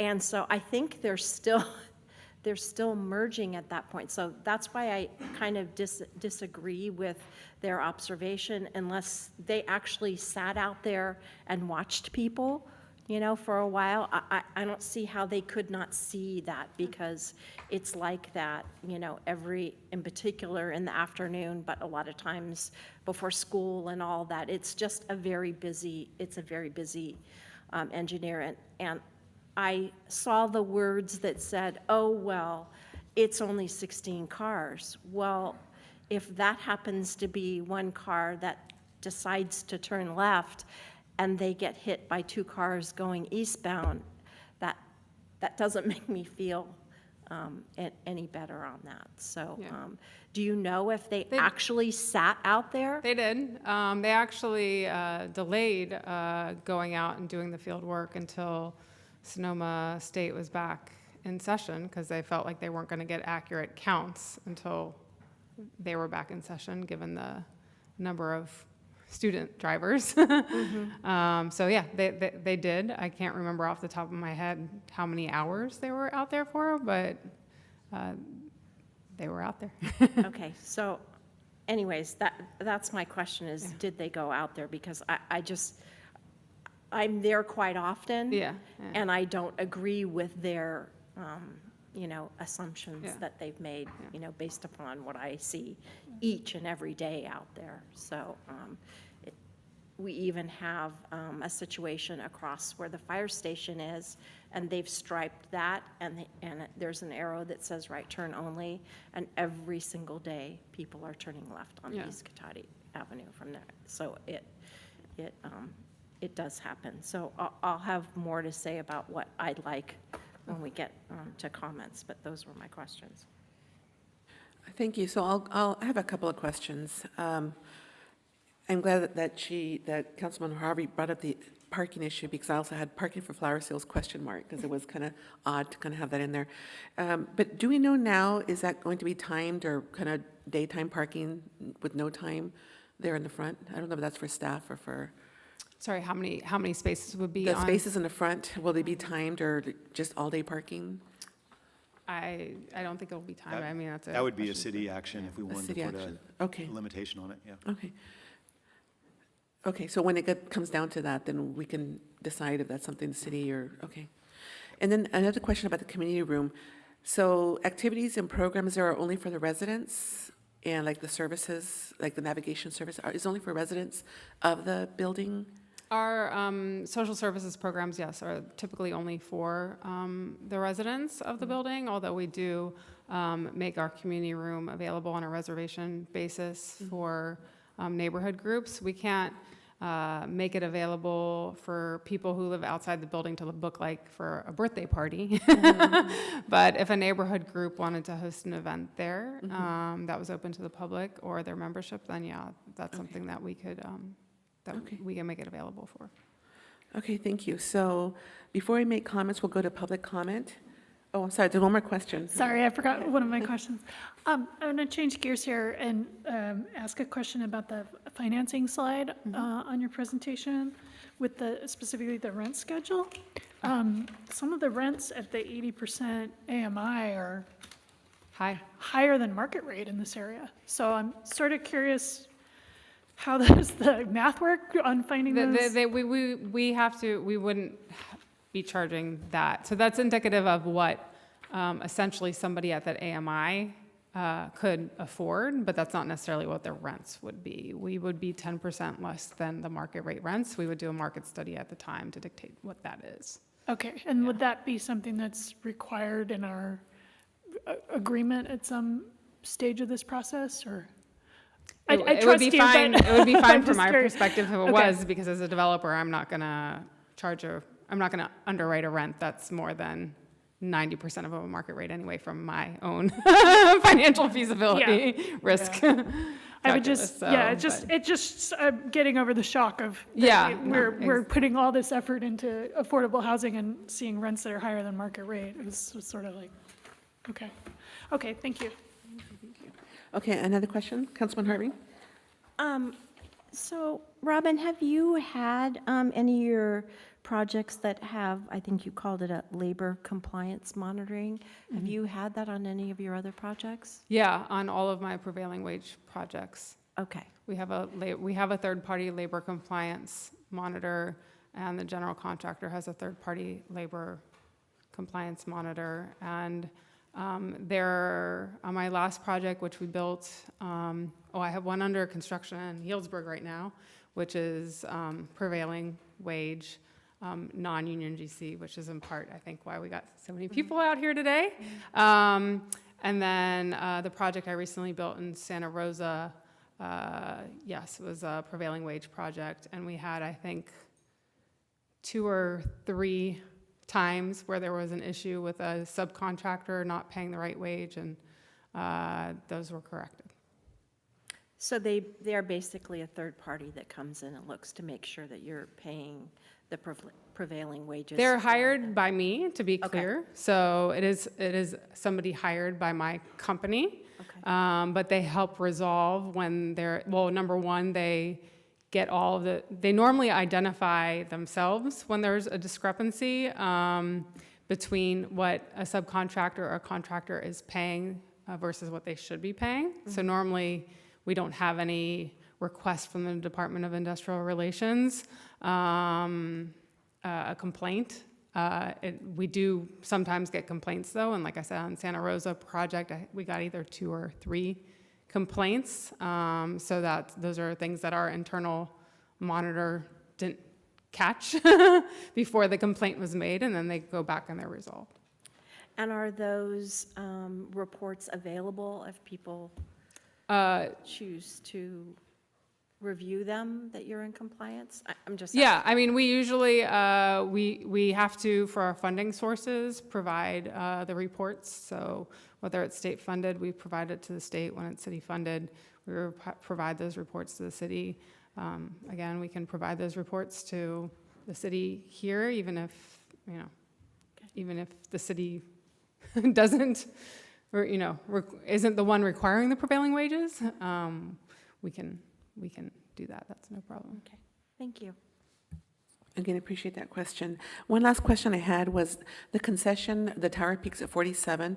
I saw that some part of it will be elevator shaft, but are the other ones going to have like equipment or in some of the other peaks? No, if you go back to the, go back one, oh, there you go. There you go. So that, like that tower there that you see, the decorative tower, I think that's at 47. And there's no equipment there. It's really just for decorative reasons. Correct me if I'm wrong, Paul. And also you'll see on the corner, that's a little bit, taller than the 37, the roof line of 37 feet. So the only, there will be some mechanical equipment on the roof, but generally that's set far enough back where you're not seeing it from the, from the street level. Okay. On this project, I will say there will be, because of the 3-story height of the building, there will be a pretty significant solar PV system that's on the roof. So you may see some of that from the street. It's a state energy code requirement that we provide PV panels to cover 100% of our projected residential usage, so it'll be a pretty big PV system. Not tall, but a lot of the roof will be covered in PVs. Okay. Any other questions before we go to public comment? Oh, one more? Okay. Robin, don't they have now some roofing that is roofing and PV? They do. I say it like that because Okay. my neighbor has installed one of those, but I don't think that would work with our the various amount of penetrations. I don't know of any multifamily building that's done that yet. And it's likely to be more on the inner side of the roof anyways. Yeah, because that's where the exposure of the sun is anyway. Okay, that's what I thought. Thank you. Okay, thank you. Okay, so we'll go to public comment, and we'll go to Zoom first this time. Thank you, Vice Mayor Lemus. Once again, speaking to our Zoom attendees, if you would like to make a public comment on this item, please use the raise hand icon. We do have a hand from Lori Alderman. You have the floor. Hi. It's sort of questions and comments. It was briefly said that this project was exempt from CEQA. How can that be if it's city land? And it seems CEQA would be very important because it's the hub in this historic core. So I'm concerned about that. And the other thing is there was 1.6 million taken out of the affordable housing of $3 million fund for the land for this project. When can we expect as citizens that money to be replenished into the affordable housing plan so that it can be used for other projects? Thank you.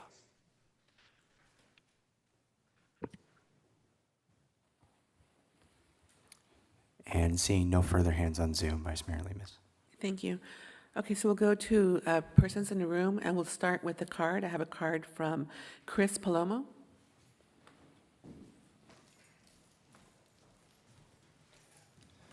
Good evening, Vice Mayor, council members. I'd like to thank you guys for allowing me to speak tonight. My name is Chris Palomo. I'm the senior organizer at a local 751 representing Sonoma County. I'm here tonight to speak on my serious concerns about the labor being for this project. I know we've had meetings with the developer to try to work with her for this project. And again, she said she couldn't make a pencil. Speaking on prevailing wage is the same rate whether it's union or non-union. So that saying you can't make a pencil shouldn't change anything, right? and it's prevailing wage I think is great, but prevailing wage is a baseline.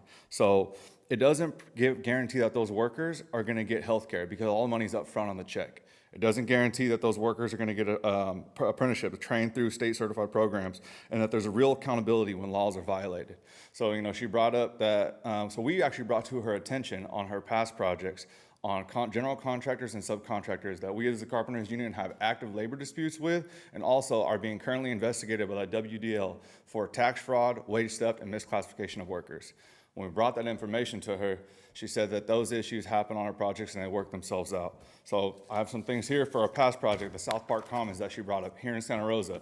Again, Core Builders, the GC, we have active labor disputes with this general contractor using a framing contractor called MHA RDR LLC. So if one worker, wages owed $40,033.88. Another worker, $36,338.96.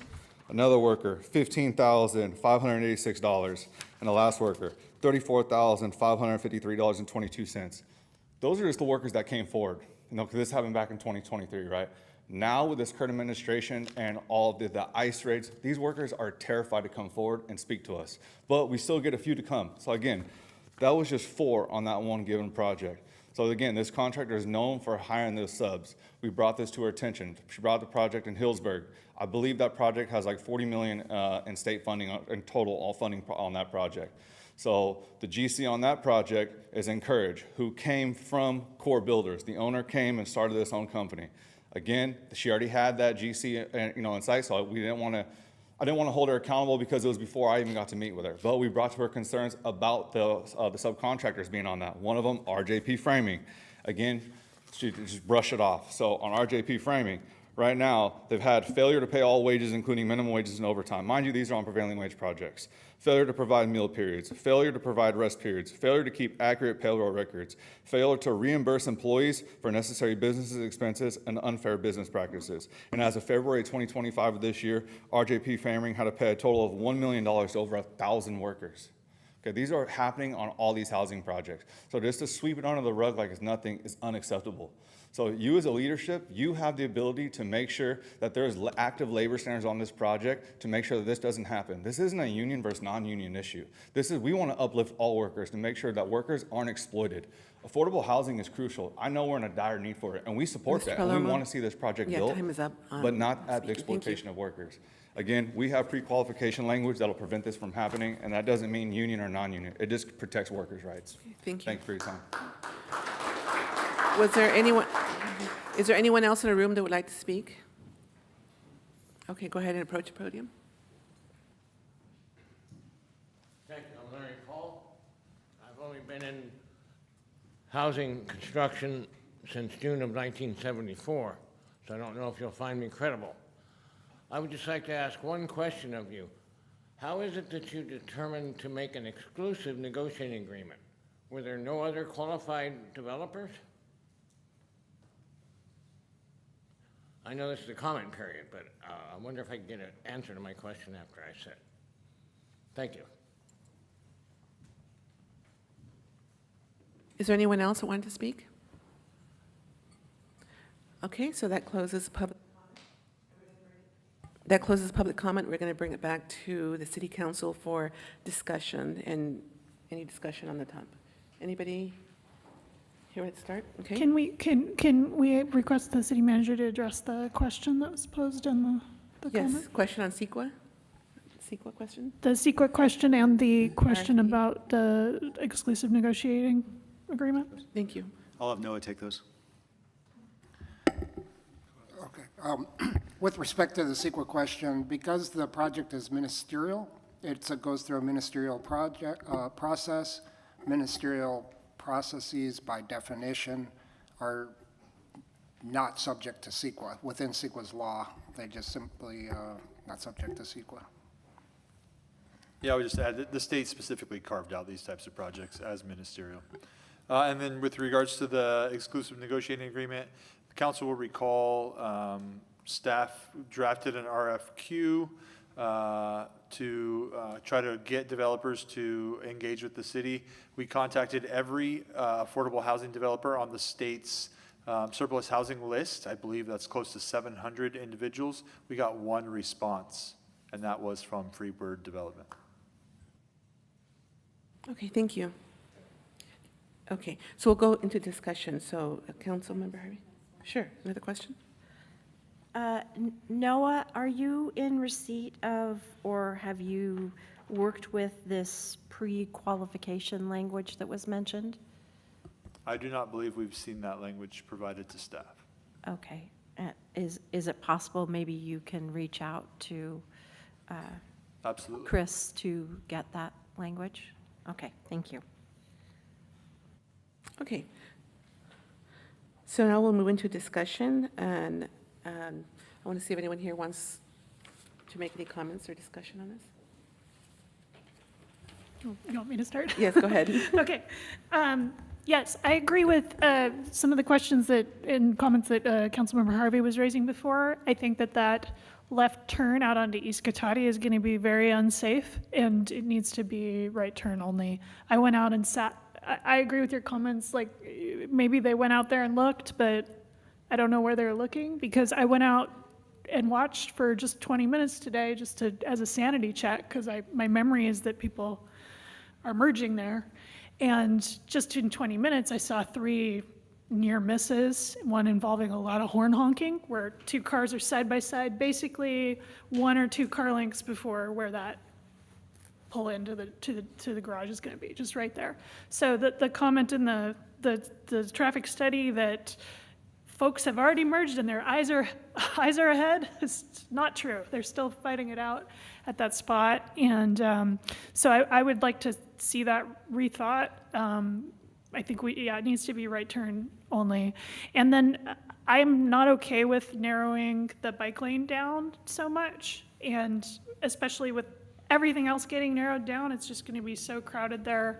I'm trying to get braver about riding my bike, and I've been using that bike lane quite a bit, and I feel sort of comfortable with it because it's so wide, but it's still kind of dicey, and it feels a little uncomfortable being so close to cars that are moving so quickly. So narrowing that down, and especially with introducing the new garage entrance and exit, it's just a non-starter for me. Like, I think we need to go back to the drawing board and figure out another way to do that. And that could be maybe not widening the sidewalk quite so much. Maybe it's taking room out of the parking lane, but not out of the bike lane. But I'm just not okay with so much narrowing all on that one side of the street. I am concerned about these wage theft violations, allegations.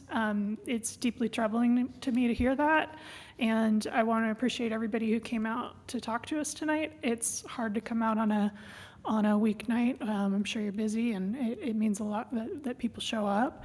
So I would want to see, I'm curious to see the pre-qualification language. I do think that in general, humans will try to get away with whatever they can, especially where money's involved. So there needs to be real accountability for contractors. I don't know exactly what the right solution is, but I'll be looking when we come back for the development agreement to see something that's really going to work and hold people accountable. I may have another comment that I've forgotten, but I'm going to stop there and reserve the right to come back again. Okay, thank you. So we'll go to Councilmember Harvey. Yes, I also am concerned about left-hand turns on East Cotati Avenue. In looking at the driveway across the way and the report from the traffic engineer that said that could cause problems with the businesses on the north, I agree that probably blocking that off would have some issues with anybody wanting to get into those. But at a minimum, I think that we need a right turn only out of that. And then, in my mind, if it says right turn only and you choose as a choice on your own to make that left-hand turn, that really puts the accountability and onus on you for inappropriately making a left-hand turn, no different than by the fire station where it says right turn only, and people make that choice to make that, that left turn. So those would be my recommendations, that we have right turn only out of there.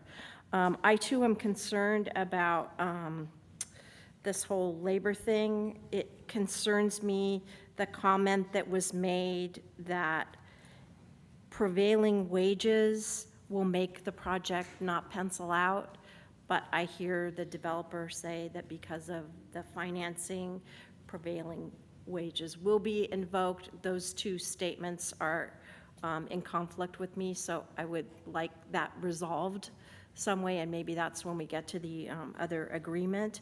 I am open to seeing if this pre-qualification language helps with that. I am open to, you know, if this compliance monitoring helps, and even if that means that it's a third party, if you will, not necessarily hired by the developer, but really a truly third party that's really monitoring that. And I agree that we want to make sure that people are paid properly, that they have benefits and all that. So anything that can help with that, I'm open to hearing and seeing what that might be, because it is a balance, and affordable housing is just, it's tough. And, you know, as was pointed out by the developer, we are a tiny city. We have very little funding, and most of the affordable projects are being built by bigger cities that have millions and millions of dollars that they can throw at these. I mean, my math isn't good, too bad Ben's not here right now, but at $200,000 a unit for 44 units, that's a lot of money, and we just don't have that money. We will never have that money. It was the best we could do to be able to purchase that property, and hopefully we can, you know, get that money back to be able to reinvest it in other things. So 9 million, thank you very much. I didn't, my calculator, yeah, I mean, we don't have $9 million.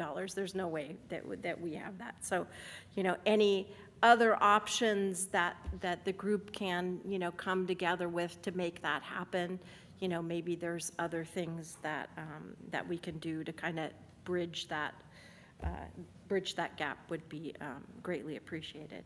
So the colors, I'm okay with the blue. I like the blue. You know, I think it's a kind of a muted, you know, blue, as long as it's not a bright, you know, in-your-face blue. But it didn't look like it from the drawings, so I do like that. That's all. And we'll go over to Councilmember Savage. Thank you.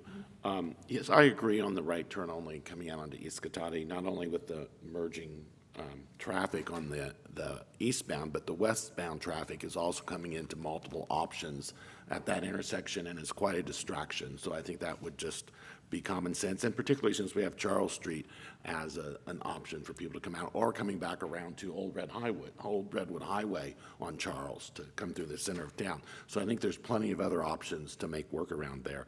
On the wages, I think we do need to have a little bit deeper dive and a better understanding of this. I think we're all on the same page. We know how serious affordable housing is, and we want to make that work. But let's dive deeper and see how we can collaborate to do the right thing on this, I think.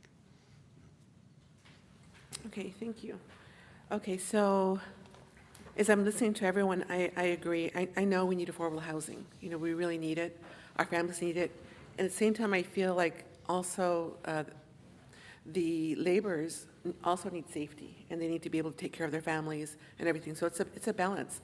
So I agree with what I've been hearing, and especially about having a labor monitor that's maybe an independent or someone that can kind of report to us, you know, if we need to hear about how the project's going. So I don't know if it report to us on a regular basis or somehow just to kind of ensure that things are working for both the developer and also the labor that's needed. Yeah, so prevailing wage, you know, what does it mean? I heard both sides, like my other council members mentioned, so I agree with that as well. And that turn lane, I agree. I live on East Cotati. I turn down that road, and so there's always a lot of merging that's happening there. So I don't know if the traffic study, exactly where the entrance is compared to where the merge happens, but it just feels like it's awful close. So I would also like to have that relooked at and see if that's something that can be looked at as well. I don't know what the pre-qualification language is. It'd be good to kind of see what that is about. And the bike lanes, and we have to make it safe for everybody because we're trying to encourage, especially with our active transportation plan, for people to have alternate ways of getting around the city and commuting. So we have to make sure it's safe for everybody. So those are also my comments.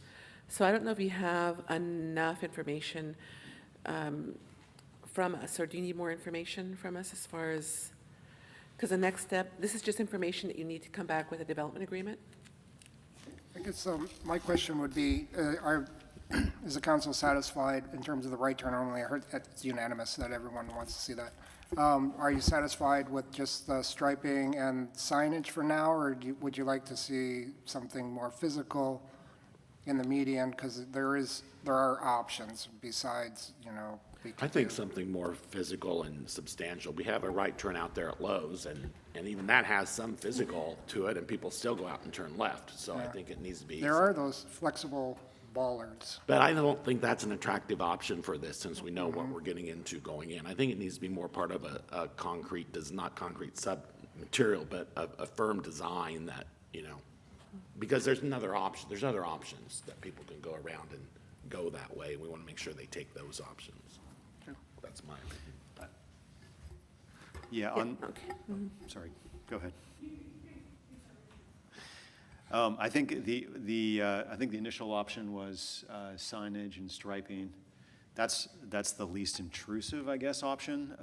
You could put the stick down, stakes. That is not particularly pretty, but I can tell you from building lots of islands, people run into those things all the time. Yeah, it's still going to have, nothing's going to be 100%, yeah. Yeah, I mean, and not even people hitting it perpendicularly, but just people trying to merge and then running into the island. And we're going to be pulling cars off the island all the time. So I think, after we discussed it internally, it's probably, at least in my opinion, the best recommendation to do the signage and striping and just monitor it. And then, we potentially could do more if it ends up being a problem.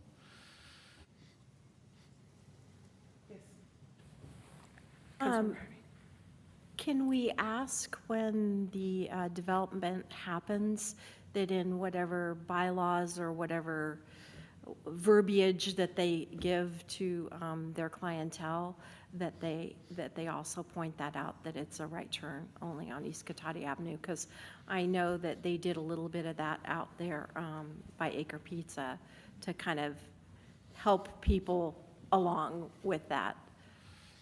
You orient their residents? Yes. Turn right only? In whatever method that they do that. Yeah, I mean, that's a question, I guess, for Robin, but it's Yeah. probably possible. I would Okay. imagine it would be. It's just an added, kind of directing people in the proper direction. Councilmember Sparks? Yeah, thank you. And I wanted to add, there had been that modification to the median kind of idea, but I think that would really probably be a problem for the businesses on the north side of the road. So, yeah, it doesn't seem to me like that would work very well. I also forgot to say I like the new colors, and I need you to name names and tell me who didn't like the blue on the planning commission. I'm just kidding. It's totally subjective, but no, I think it looks great, and I appreciate you taking that feedback. And then also, I wanted to make sure to mention in this comment that I'd like to see something in terms of a more formal, some formal agreement about what the rental prices are going to be, or the affordability levels, since it seems like you're okay with that. Thank you. Yeah, I think a lot of that will be in the DDA. So it's kind of a two-part, making sure that they have the comments they need from the design and architectural color standpoint, and then some of the comments I'll take for the subsequent conversations on DDA. Okay, so did you have enough kind of feedback from us for the next steps, or? I do, with respect to the DDA, but. Okay, and there's not a resolution or anything with this one, it was just feedback for the next steps, okay. Okay, Yes, one more comment? I'm sorry, one more thing. I just wanted to speak up in favor of, people love the flowers on that road. So I didn't think it was that out of left field to have that brought up. And flowers not to reason why is sort of like a Katati icon. Yeah. Okay, that's all. Okay. And we want to thank everyone, especially Union 51, I believe it is, 71, for coming out and sharing information with us. And thank you to the developer for also presenting to us. I also like the blue. I really appreciate it because a lot of times, unfortunately, affordable housing is gray or kind of, looks like projects. So that makes it look more, some that people would appreciate and love to come live in. Thank you. Okay, so we'll go ahead and call Ben to come in, or was there anything else? Okay, thank you.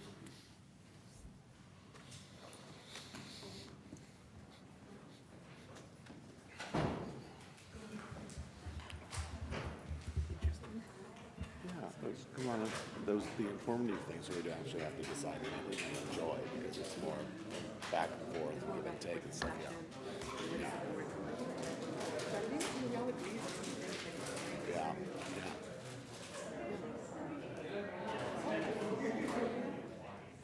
Why don't we take a 5-minute break? We'll take a 5-minute break and then we'll come back. Thank you.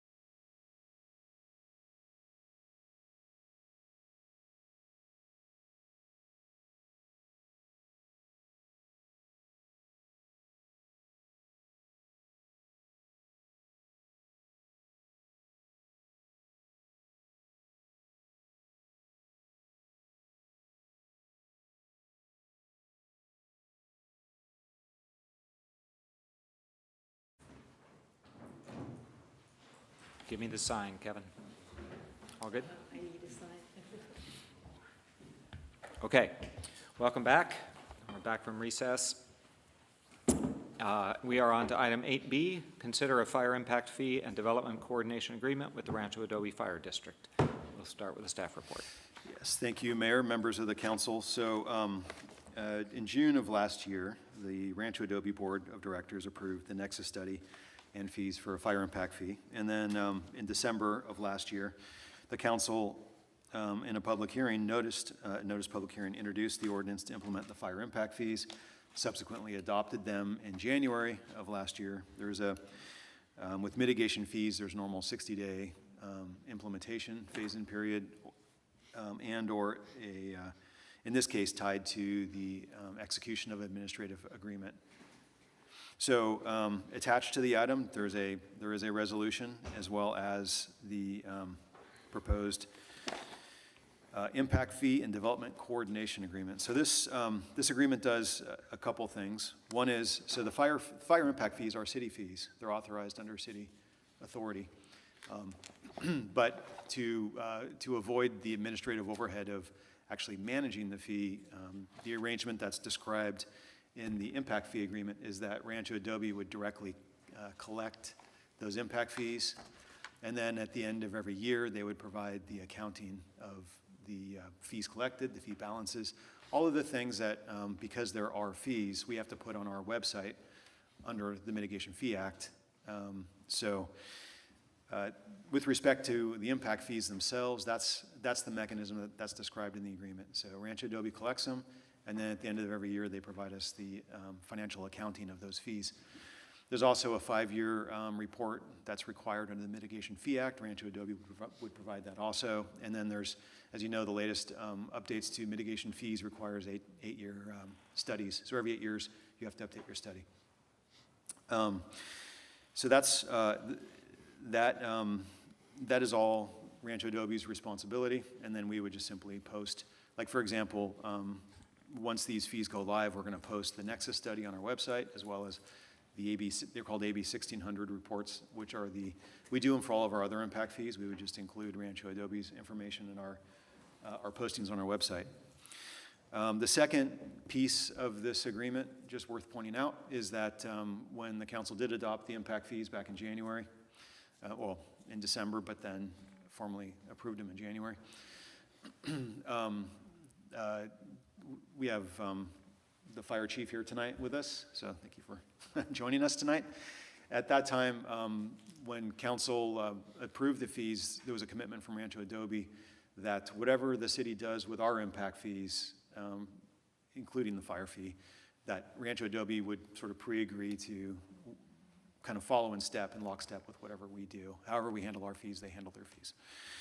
And then the third thing is just a development coordination agreement. So unlike many cities that have an in-house fire department, we obviously have a fire district that has fire authority in the city of Cotati. So when we do building permits, when we do development reviews, we refer those to, in addition to the in-house reviews, we refer that fire element out to Rancho Adobe. So there's just some coordination elements related to that, with the goal of, hopefully all of the customers that come to pull permits or submit development projects have a good customer sort of experience and timely reviews. And so it's just making sure that we all work closely together on those. And it hasn't been a problem. I think we work really well together, but agreements aren't really for when there's problems. It's for when not when there's not problems, it's for when there are problems. And hopefully that will never happen, but it just establishes the expectation in terms of development review. And with that, that's the summary of the main points in the agreement, but I'd be happy to answer any questions if the council has any. Great, and I'd like to ask Chief Ellicott if he wants to add anything as part of the report for us to consider. Great, thank you, Mr. Mayor and council members. Yes, as your city manager said, this really is a sort of a three-part agreement. It's how the development fees are collected, and we recognize they're a city fee, and they are our fire district impact fees. So really we look to the city on how those will be implemented, and I understand the next item on the agenda tonight is also about impact fees. So However that works out, we're in support of it. We support the city's mission to bring in business and housing, and however we can fall in line to assist that, we're more than happy to. So as he mentioned, that agreement outlines some of that information. The other piece of it being the development work. Basically, it's how do we work together? And we have a great working relationship right now with your city staff. You should know that. And with that, we just intend to continue that. This agreement simply outlines when there are issues, how do we address those issues, and how do we move forward on those issues. We have very specific line or a silo that we work in, the California Fire Code, and the city has every other code that they work within. So we try to tie those together, work together with a great relationship, and as mentioned, it is a good relationship. And I'm happy to answer any questions that you might have. Great. Does anybody have questions for either city manager or the chief? Yes, go ahead. Councilmember Harvey. Thank you. It's mentioned in here that if there's any litigation, that the fire department will indemnify the city. What happens if someone doesn't pay? Right, so that is a good, do you want to take that? Or? Sure, I can, yeah, it's actually a pretty easy answer. Okay. So we have a similar arrangement with the school district right now, and we simply just don't issue the permit until we have the approval of the school district, or in this case, Rancho Adobe, that the fees have been paid. So because part of the fee is going to the city and part of the fee is being collected by Rancho Adobe, until everybody's gotten their fees, you don't issue the permit? Yeah, unless you have anything to add to that, no, but that's. Okay, I just didn't want there Yeah. to be a situation where, well, we got our money and they didn't get theirs, and now what? So. Yeah, so like with the school district now, and then, Okay. with this arrangement with Rancho Adobe, Okay, we would just need to see documentation that the fees were paid. Okay. Before we would issue a permit. thank you. Right, and adding to that, we have a very similar process that the school district has. We have a form, they'll come to the district, they'll pay their fees, or they'll pay them via our website. We'll provide them that documentation right then and there, and they can either hand deliver or electronically deliver that information to the city. So it's pretty quick. Vice Mayor Lemus. Yeah, just some clarification. Now, my understanding is the city will collect the fees and give it to the fire district? The fire district will collect the fees directly. They collect the fees directly? Yeah, and then and they'll provide us the accounting of that. Okay. Both for, as we talked about, issuing permits, but also at the end of the year when we have to post it on our website. Okay. The totals, how much in fee money they collected in the city of Cotati, and what their balance is and what they've spent it on. Okay. All those things are required in the mitigation fee. Okay, great, thank you. Yeah. Anything else? Okay, thank you. Thank you. And I'm going to go ahead and open up public comment. So if there's anybody wishing to comment on the fire impact fee and development coordination agreement, we'll start in the chambers. There's no members of the public to comment. Let's check with Zoom. Thank you, Mayor Ford. Zoom attendees, please use the raise hand icon to make a public comment on this item.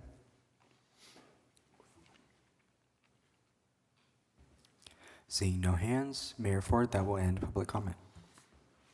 Okay, back to council for discussion or a motion. I make a motion, we adopt a resolution approving a fire impact fee and development coordination agreement with Rancho Adobe Fire District. Second? All in favor, say aye. Aye. Any opposed? Any abstentions? All right, that carries 5-0. Thank you for being here tonight. You're welcome, of course, to stay, but we don't expect it.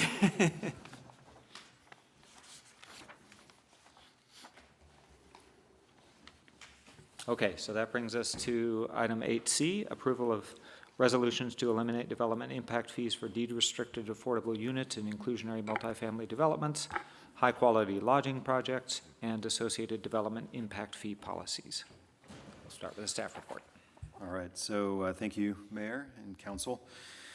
On August 12th of this year, just the last meeting, the City Council became the first jurisdiction in Sonoma County to adopt development impact fees, legally compliant development impact fees. I shouldn't say the other ones aren't legally compliant, but we're the first ones that are fully legally, with all the current laws, fully compliant. And That was brought up in the meeting. I thought I'd just point it out. I didn't really mention it at the last presentation, but we are actually the first in the county, and it's been brought up in some other regional meetings where Cotati was pointed out as the first to actually be compliant with all the housing requirements now. So the development impact fees are based on the square footage rather than by a unit. And as I mentioned in the last item, there's a 60-day run-up period before the fees actually become effective. So the fees become effective 60 days after August 12th. So October 13th, basically, the fees would go live. And at that same meeting, the City Council also reviewed some, in addition to adopting the Nexus study and approving the fees, the City Council also reviewed policy options to reduce or eliminate development impact fees to try to achieve certain policy goals, one being affordable housing, another being high-quality lodging. And then thirdly, there was a question that came up in that conversation about what do you do if you have an existing home, for example, and you bump it out? How do you deal with that? And so I won't rehash what's in the staff report, but I'll just say what you have before you is 3 separate resolutions. As I mentioned, you have 60 days, so until October 13th to approve, to make any changes you want before the impact fees actually become live. But there was some feedback at the August 12th meeting that the council wanted to have incorporated into the policies. One is, in addition to the question about how expansions are handled, a preference by policy for multifamily developments, deed-restricted inclusionary multifamily developments, a cap of 1,500 square feet for the unit size, and the suggestion at the time was 24 months for basically from entitlement till the fee elimination would no longer be guaranteed, would go away, and that was intended to get developers that are, because the council here is entitled plenty of developments that just never move into construction, so the idea there is that it might strike a good balance, that time period might strike a good balance between committing to, when they go to the bank and get financing, to be able to rely on the fact that the impact fees won't be charged, but also give a timeline so that they can't hold on to that forever and potentially tie up city funds. With respect to the housing policy, the affordable housing development impact fee elimination, to have a 3-year check-in on that and have it expire at that point. And then there was a comment too related to the lodging fee elimination, to look at the payback time, the time horizon for that, and that's in the staff report. So I'll just step through the three resolutions. I think what might make sense, if the mayor would like, I could stop at each resolution. I could run through the details of each resolution. We could stop and I can answer any questions and then move to the next one. Yeah, let's do that. Questions after each.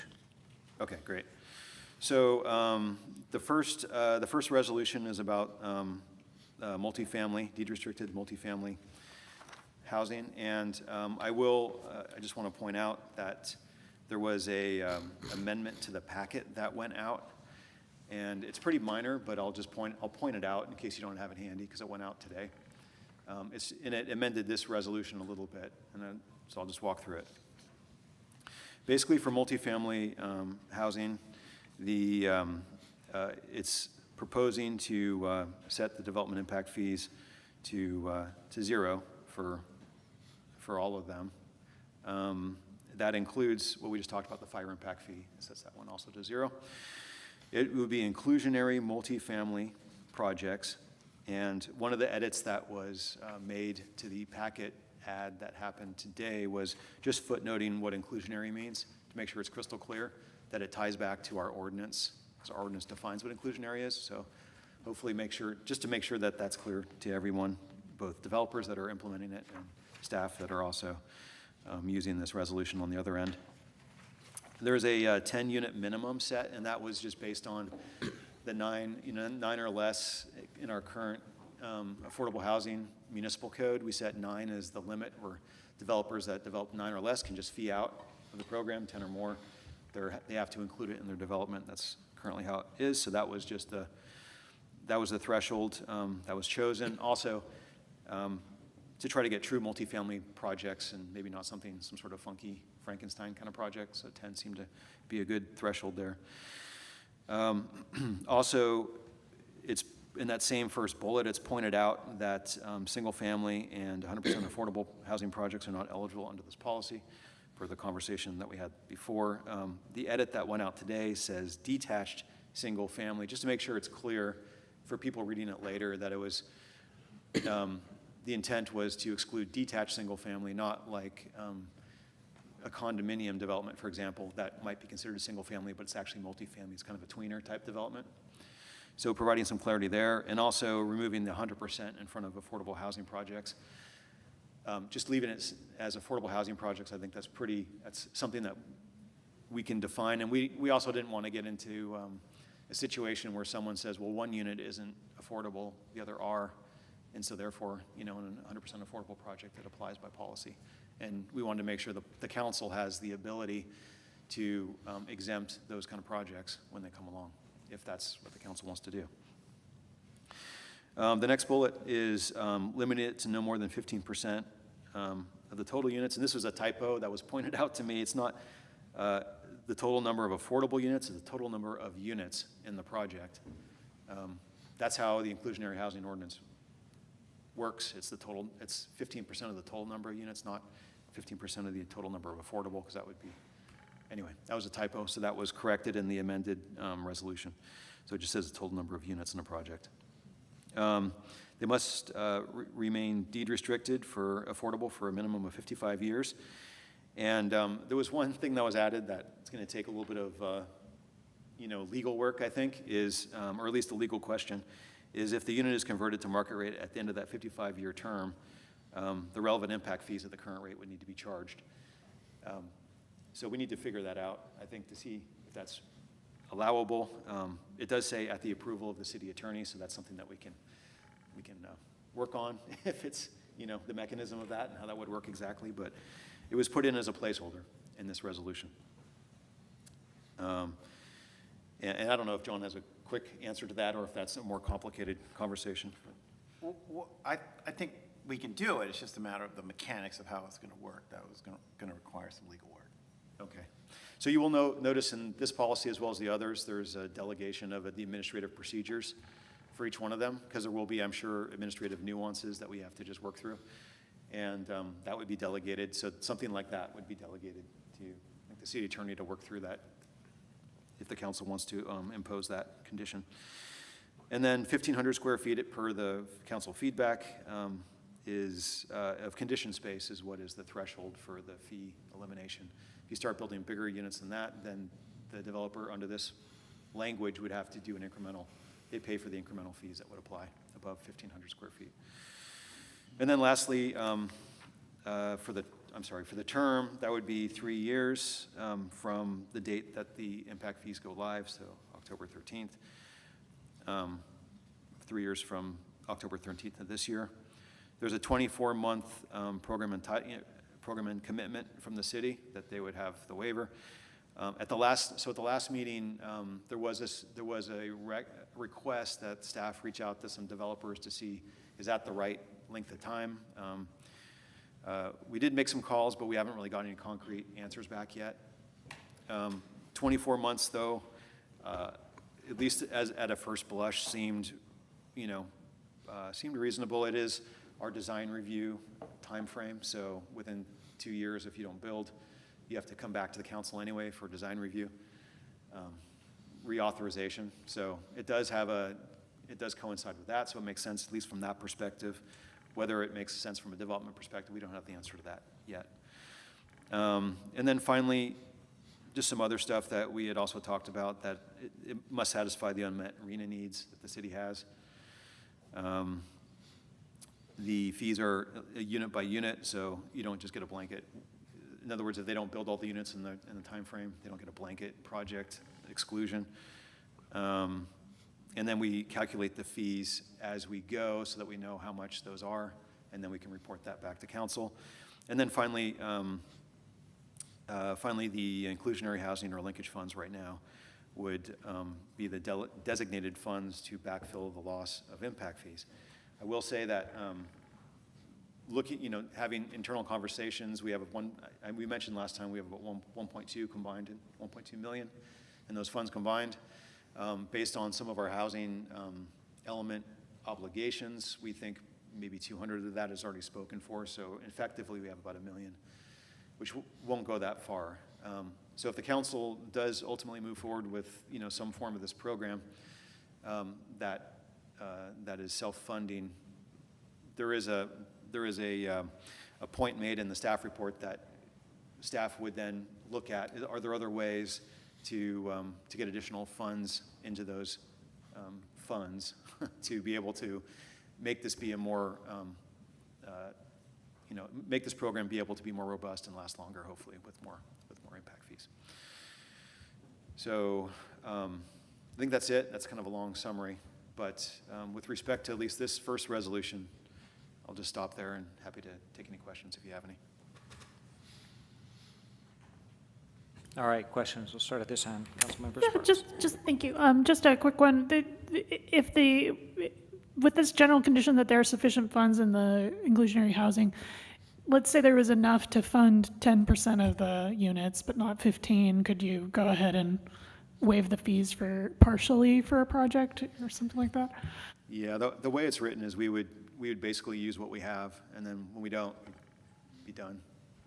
Yeah. Okay, thank you. That's it. Any other questions? Okay. We will open it up for public comment. So anybody wishing to make a comment on this item? Nobody in the chambers? We'll check with Zoom. Thank you, Mayor Ford. Once again, Zoom attendees, please use the raise hand icon to make a public comment. The first hand is from Lori Alderman. You have the floor.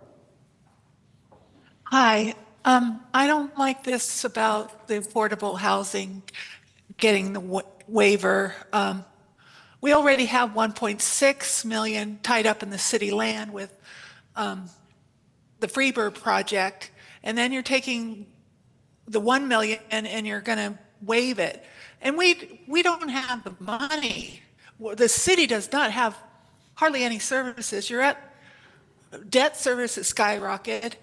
All this stuff I'm next the budget review will be through, but every time you're giving the hotel developers or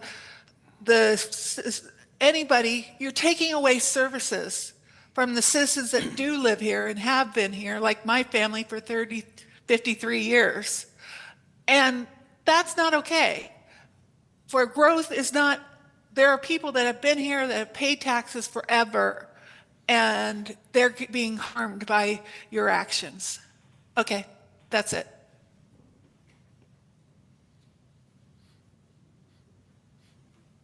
The next hand is from Omar Lopez. You have the floor.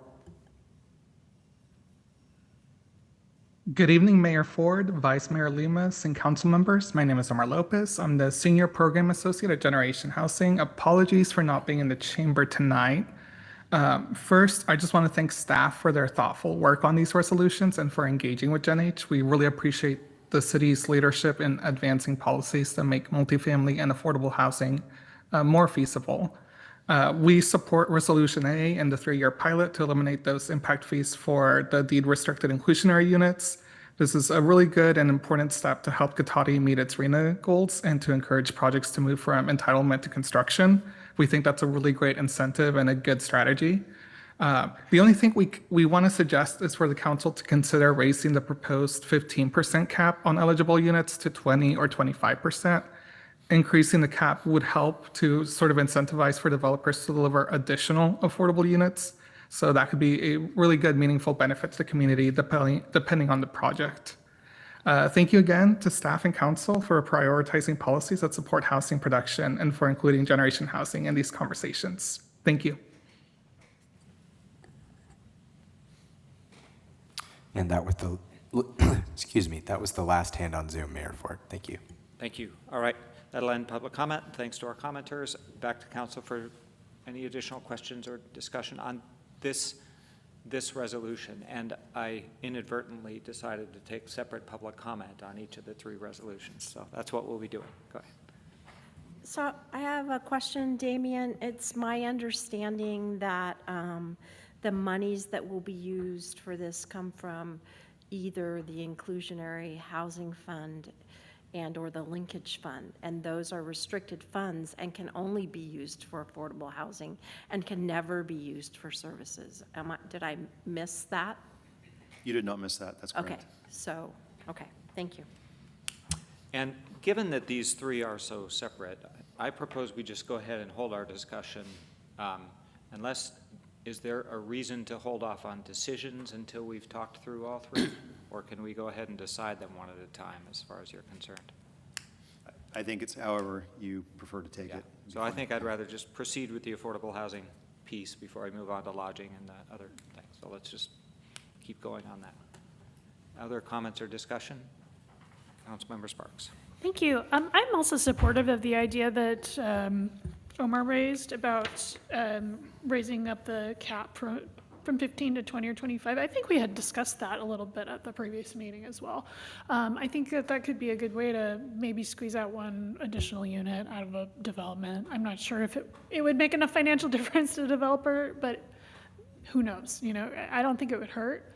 So I'd be open to either of those numbers, 20 or 25. And then my other question / comment was, I thought I remembered that in our last discussion, the 1,500 square foot cap was in regard to single family homes and the idea of potentially, but I'm not sure if I'm remembering that right.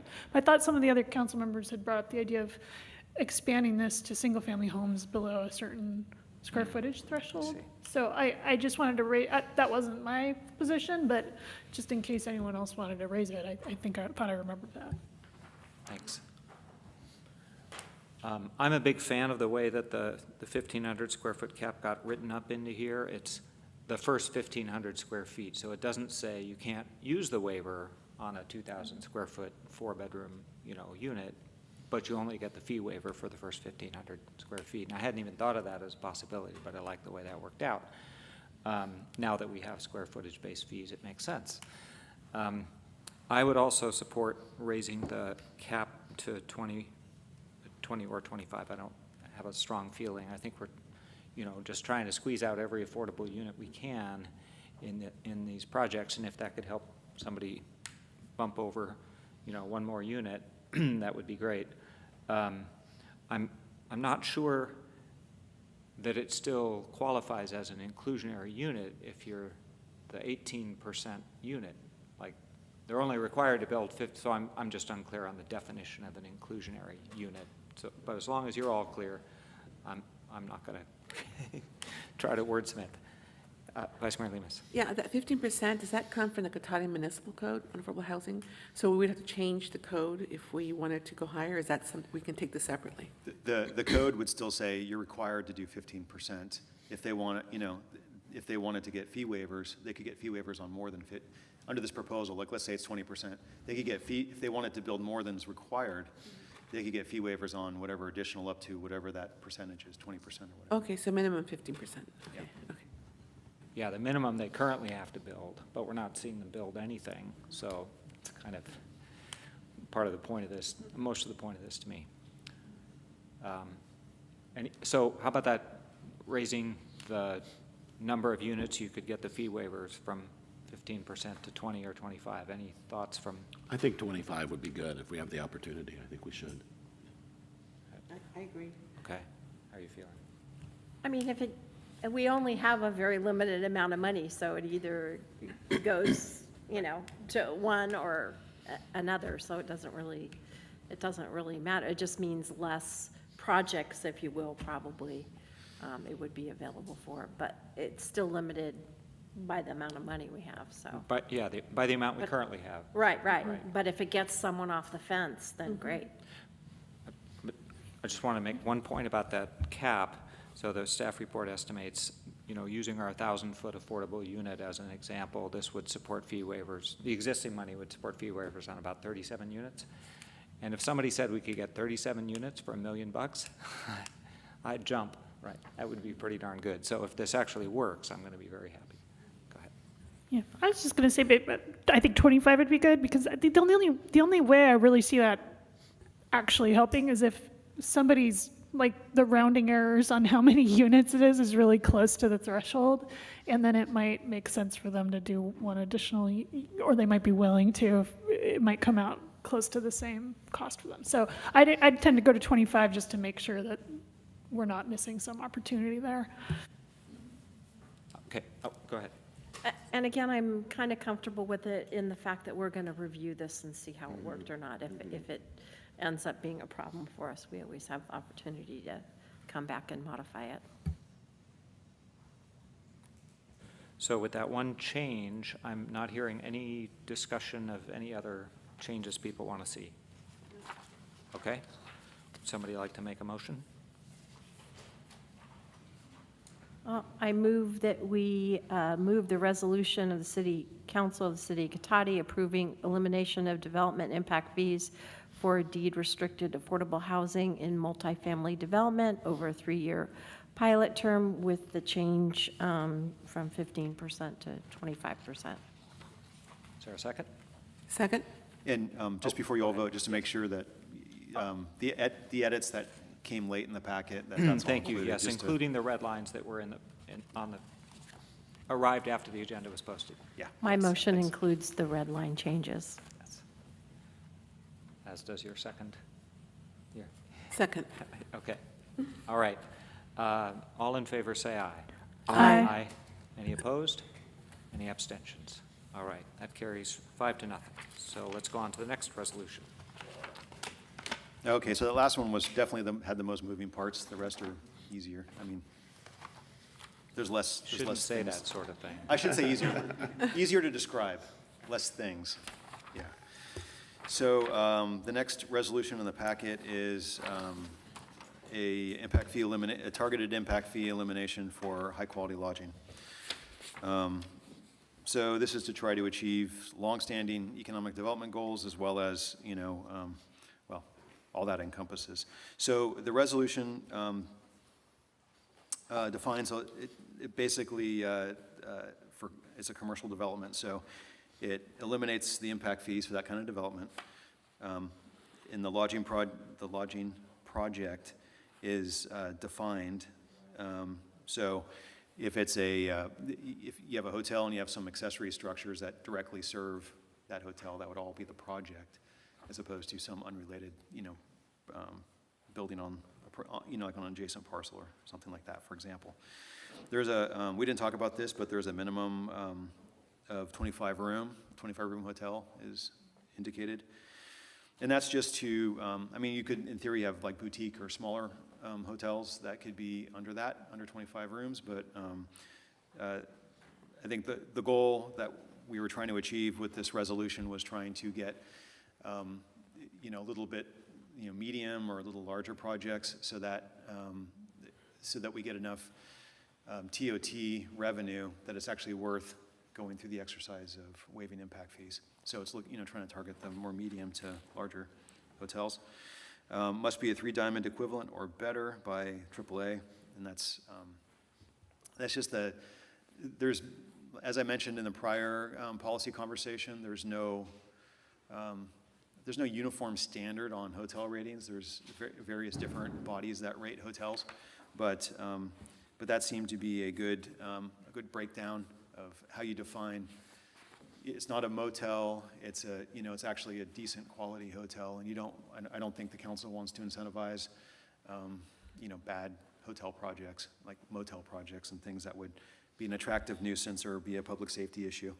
And on that, extended stay type hotels are not eligible for this, exactly for that reason, because there are public safety issues associated with those types of products. That's why they're excluded by the policy. And as with multifamily, the city would track the value of all the eliminated development impact fees, which are calculated at building permit issuance. And then the council would use the TOT revenue to backfill the impact fee loss. And in the staff report, there is, we looked at the we looked at TOT revenue a couple different ways, using, the current project as an example. And it would be basically, no matter, using a couple different scenarios. We looked at some project development assumptions that were in the actual project development. We also looked at Sonoma County Tourism's averages, so countywide averages, to validate those numbers. And there's two tables in the staff report. One that assumes what the developer is anticipating in the initial 5-year ramp up. So when lodging gets built, there's typically a 5-year ramp period before the property stabilizes, and then you have more of a consistent sort of trajectory. So in the first 5 years, you start low, and then you ramp up to, at the end of, basically by year 6, you're at a stability point. So in that table, there's one table that shows what the assumptions were and the development proposal for both occupancy and average daily revenue. That's called ADR. And that shows all of the impact fee waivers being completely paid back basically by the start of year 3. If we assume a lower ADR, so when we looked at the Sonoma County tourism numbers, it's a little depressed right now because the economic cycle has lodging a little depressed, so the ADRs are a little lower than they have been historically, but even at the lower ADR of about $228 a night per room, that still would fully reimburse the impact fees by, towards the end of the 3rd year. So you're still in that 3rd year window. And this of course, I will say on the occupancy numbers, the average occupancy right now in July of 2025, countywide is 68%. And so this assumes a 56% occupancy, and then ramps up to ultimately 70%. And it's in Sonoma County, it's been 70% or over that.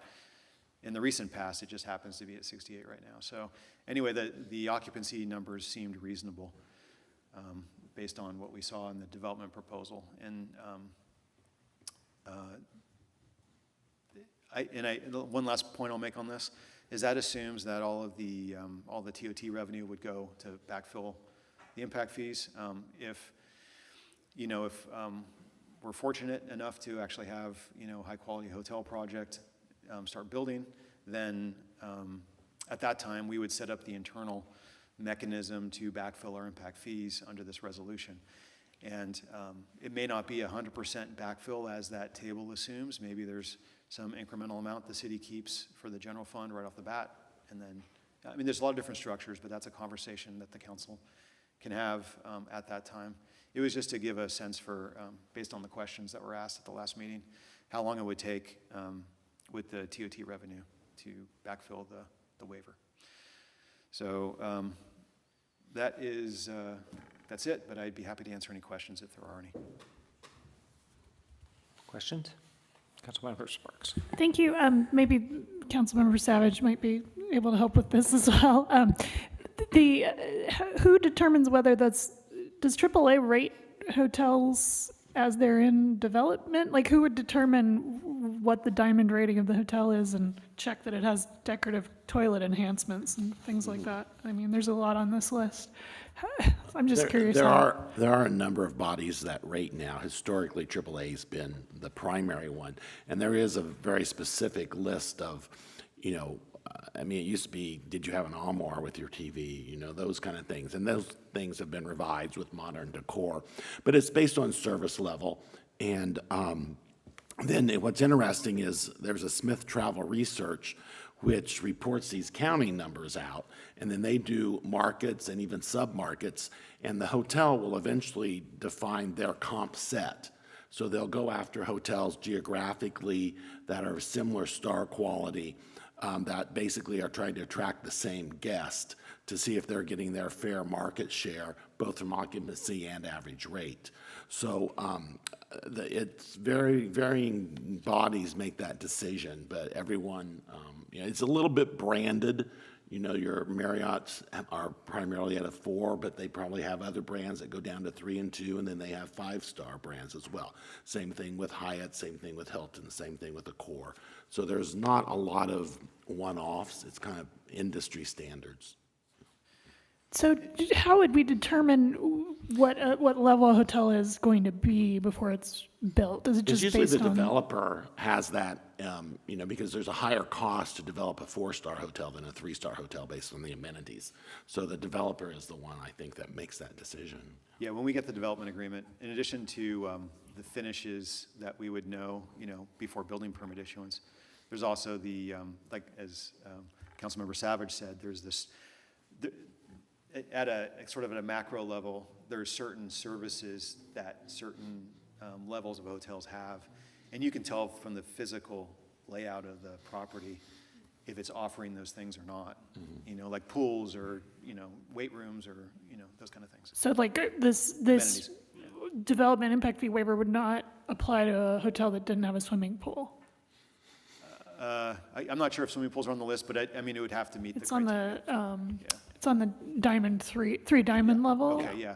I mean, I think it would, but I don't want to. It would, or it wouldn't? I mean, No, I think it would. I just, I don't have it in front of me, so I can't tell you for sure. that was something I was sort of curious about, because if we're using the AAA diamond as as our threshold, it requires you have a pool to be 3 stars. So that would preclude us having a hotel without a pool that we had an impact fee I think we waiver could on. probably make a waiver of impact fees if we wanted to as a one-off, but I think it wouldn't be included in this.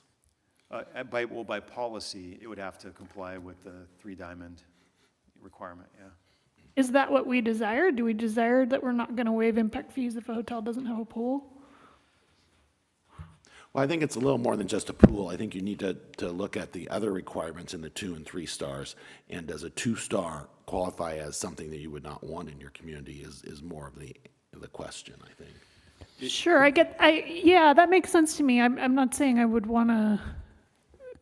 I just don't know that I want to require someone to have a pool in order to take advantage of this program, especially because we've had all these water shortages and drought years. Yeah, when I looked around at the other lodging products in Roner Park and Santa Rosa, when you start getting down to 2-star, I don't know. I mean, they're not generally great, you know, lodging products. I mean, that 3-star is more like a Hampton Inn and those kind of things. So we're not talking. I mean, even the pool probably is not. It's more like a wading pool as opposed to like a larger lap pool, in terms of the water quantity, if that's the concern. Just to be clear, I wasn't saying I think we should include 2-star hotels. I just thought maybe we would want to carve out about pools or something like that. But just for my benefit, is the planned hotel that we're looking at down here, is it going to have a pool as part of it? It has a pool, yes. Okay. I've been to nice hotels that didn't have pools, so I'm just confused. Okay. Other questions? Or, let's see, yeah, we're still at questions.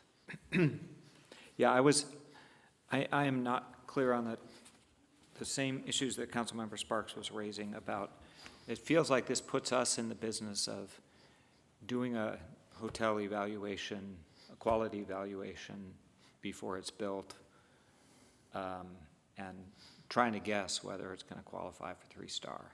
So I wonder if there's some way to, you know, require a commitment from the developer to build a 3-star status with some consequence if they don't. I'm trying to figure out how we do it without getting our staff in the business of. It's not as black and white as what's on the document, because there are many 4-star hotels in San Francisco that do not have pools. So there's some wiggle room, I guess, in that. I mean, if they meet, maybe I'm not sure how they make the wiggle room work, but maybe if they meet 90% of these requirements, AAA makes them the 4-star or the 3-star. So I think that, yeah, not every 3-star hotel has a pool. Not every 4-star hotel has a pool. Yeah, just looking at the guidelines that were in the after the agenda, it does say The diamond rating guidelines reflect attributes typically but not universally observed throughout a lodging industry segment. Therefore, the lack of some components listed for a designated rating level does not necessarily preclude the achievement of that rating. Inspectors assess each attribute of the property and assign the most appropriate rating. So, and not all guidelines apply to all property types. So there's clearly wiggle room in the guidelines.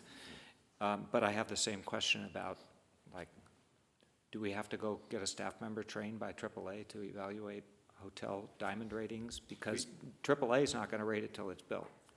Yeah, we wouldn't do the evaluation, like a AAA evaluation. No, it would be, I think it would be the onus would be on the hotel developer to demonstrate to us that it meets the guideline. Go ahead. Damien, I think what the mayor is saying is that actually requires you to look and do your own evaluation under the AAA standard, because they're not gonna give you the diamond rating ahead of time, right? So somebody's got to do that. Is that what you intend? That you would look at the criteria of what's being proposed, and I mean, you probably are going to be able to conclude whether it's a 3 or 4 star, in most cases. Yeah. I would, I the mean, is that develop, what you intend? the developer would specifically say, I'm developing a 4-star hotel, I'm developing a 3-star hotel, I'm developing a 5-star hotel, because the cost implications of that and the average rate implications of that are huge. So I think that's all going to be given to us by the developer as far as what they intend it to be. Now, whether AAA comes in a year after they've been built and agrees that would to be determined, but the developer is the one based on the cost and the revenues of where they want that hotel placed in the market. Yeah, in my experience, when they finance these, you see a lot of statements about what star level it's going to be and things like that. So I helped with a transaction in Walnut Creek where they wanted to make sure that they were getting the right level of hotel, and they had a consultant involved and everything. And when they finally got it financed, it actually they weren't able to get it financed, but the documents that the lender was looking at all said what the star level was going to be.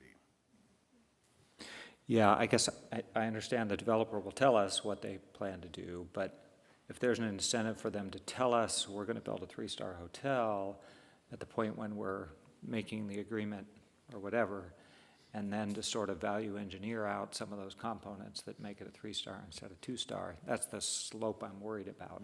They do another market analysis, decide, the market will only support 200 a night, so we're going to drop the pool and the bar, whatever. But if they value engineer it and come back with a valued engineered, down to a 2-star or 1-star type property, we would see it at building permit, That's when the fees are applied. Right, but we'll only see it if somebody in the department is evaluating and knows what to look for diamond ratings for hotels. So we're back to my point, we need staff who are actually going to be evaluating 2-diamond versus 3-diamond hotels. And so I guess another mechanism would be to require at building permit time some independent consultant who evaluates the plans and somebody with qualifications for them to submit an external evaluation to give us some clarity on the diamond rating that's proposed, something like that. I don't know. Yeah. Councilmember Sparks. Yeah, I'm in thinking more about this, the fact that it's going to be scrutinized very heavily by the bank. Is there some way that we could just request, or do we get already some of the documents that are provided to the lender? Because they would have more incentive than we do to make sure that this is all the right level. I think that's what John was suggesting, that they're not going to get the loan if they value engineer all the good stuff out of a project. Well, maybe they can get a loan for a 2-star hotel. Yeah. And so now all of a sudden it's a 2-star hotel. And so unless they give us those documents and we can see that. Yeah. So, yeah, that's a good question. Yeah, like can we require that we see their financing documents that specify the diamond level at the time building permits are issued?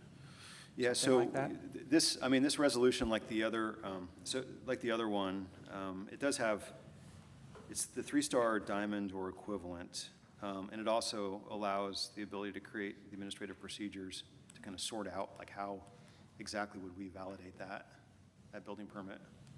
Yeah, okay. But I mean, so possibly a document from the bank, maybe it's a third-party evaluator, but I don't know that we know exactly how we would do that at this moment. But we could. Okay. Yeah. And so that was all the question. How are we going to verify that this actually is going to be a Three Diamond Hotel, right? All right. Any other questions?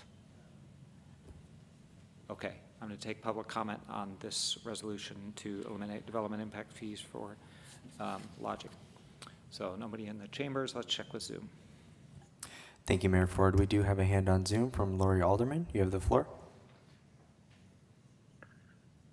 This is more of the what I'm talking about. You're giving gifts to the hotel developers at the expense of city services. The other one would be other projects for affordable housing would be limited by, anyway, with the, I don't think you should do this at all on hotels. You've got the disaster of the Cotati Hotel has brought down the city's image, everything. And the number one question I get asked, what's going on with the Cotati Hotel? My paratransit drivers ask me, you know, and we were promised to be center of the town and all this, and nothing happened. And you have a whole area there that's already depressed, and you're going to now waive the one thing that might bring in some taxes, TOT taxes, and they can be they're variable taxes. They're ones that we might get a lot less than we thought or a lot more, but most should be going to services to the people that live here, not to a hotel developer to get funding. We've already been damaged and harmed. Our property values have gone down because everybody's looked at this eyesore. Many people go through the intersection, and we don't need any more harm to just the people that live here. And if this is meant for the Cotati Hotel to redo whatever, that's unfair to us too. But we don't even have any other hotel projects on the agenda, on the horizon, from what I know. So this is the absolutely horrible time for you to do this, just for your PR. Because everybody's pissed about everybody's angry about the Cotati Hotel and what's happened around it. And then you want to take away the fees from this citizens to use for up to 3 years. That's not going to work well. It's going to really hurt your image and show who your really alliances are too. Thank you. That was the last hand on Zoom, Mayor Ford. Thank you. All right, thank you. So back to council for discussion and potential decision. I will just point out, I certainly wish that hotels could build without any development impact fee mechanism to help offset some costs, but we get neither development impact fees nor TOT from hotels that don't get built. So, go ahead. Yeah, I mean, I feel like we're between a rock and a hard place, you know, with this decision. And I feel like if this is what it takes to get it built, when we look at the forecast down many, many years, we need the TOT so that we can keep our city in good condition. So, yeah, that's my thoughts on it. I mean, I just echo your comments. Given where we're at, I think getting a hotel built would help us diversify our revenue sources, and it would pay, assuming it gets built, a hotel gets built, it would pay itself back within about 3 years is what it's showing. So long term, it would be financially beneficial. So yeah. All right. If there are no more comments, I'd entertain a motion on this resolution.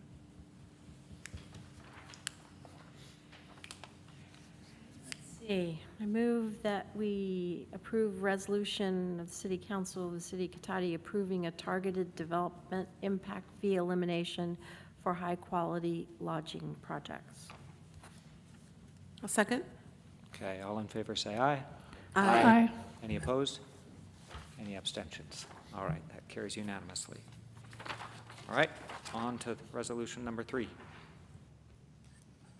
All right, so this last resolution is to provide some clarity around the application of development impact fees. Specifically, what triggered the research around this was the question that I mentioned earlier.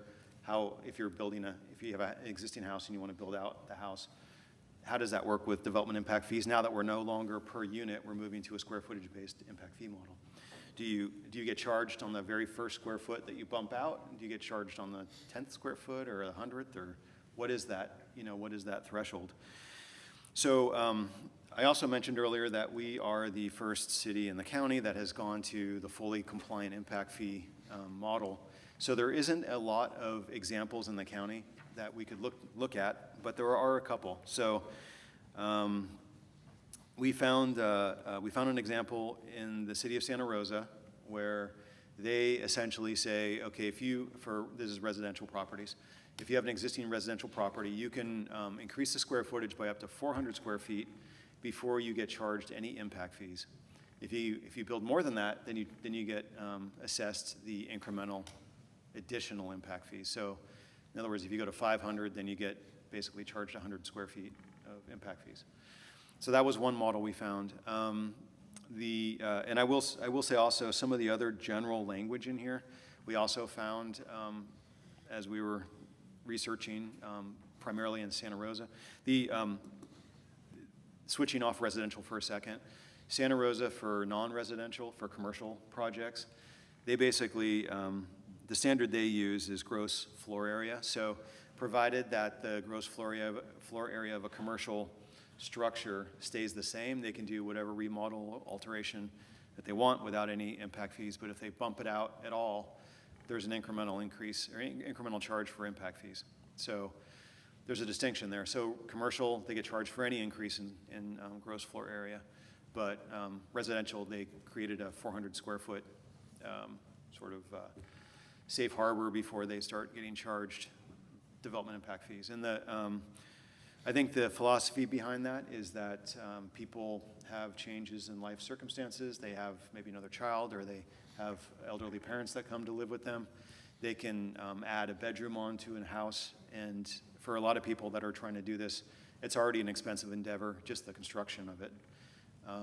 And adding impact fees to something like that just seemed unnecessary given, I think it was just the philosophy that they'd taken in Santa Rosa. But it's not just bedrooms. It could be a kitchen, or any sort of addition to the house. The other example that we saw locally here is actually in our school district. So the Cotati Rohnert Park Unified School District has a 500 square foot threshold for residential property. So for whatever reason, they chose another 100 feet. I think the 400 square feet was a generous number for like a bedroom plus maybe a bathroom attached. 500, I don't know how the school district came up with 500 square feet, but that's what they use for their impact fee waivers for residential building.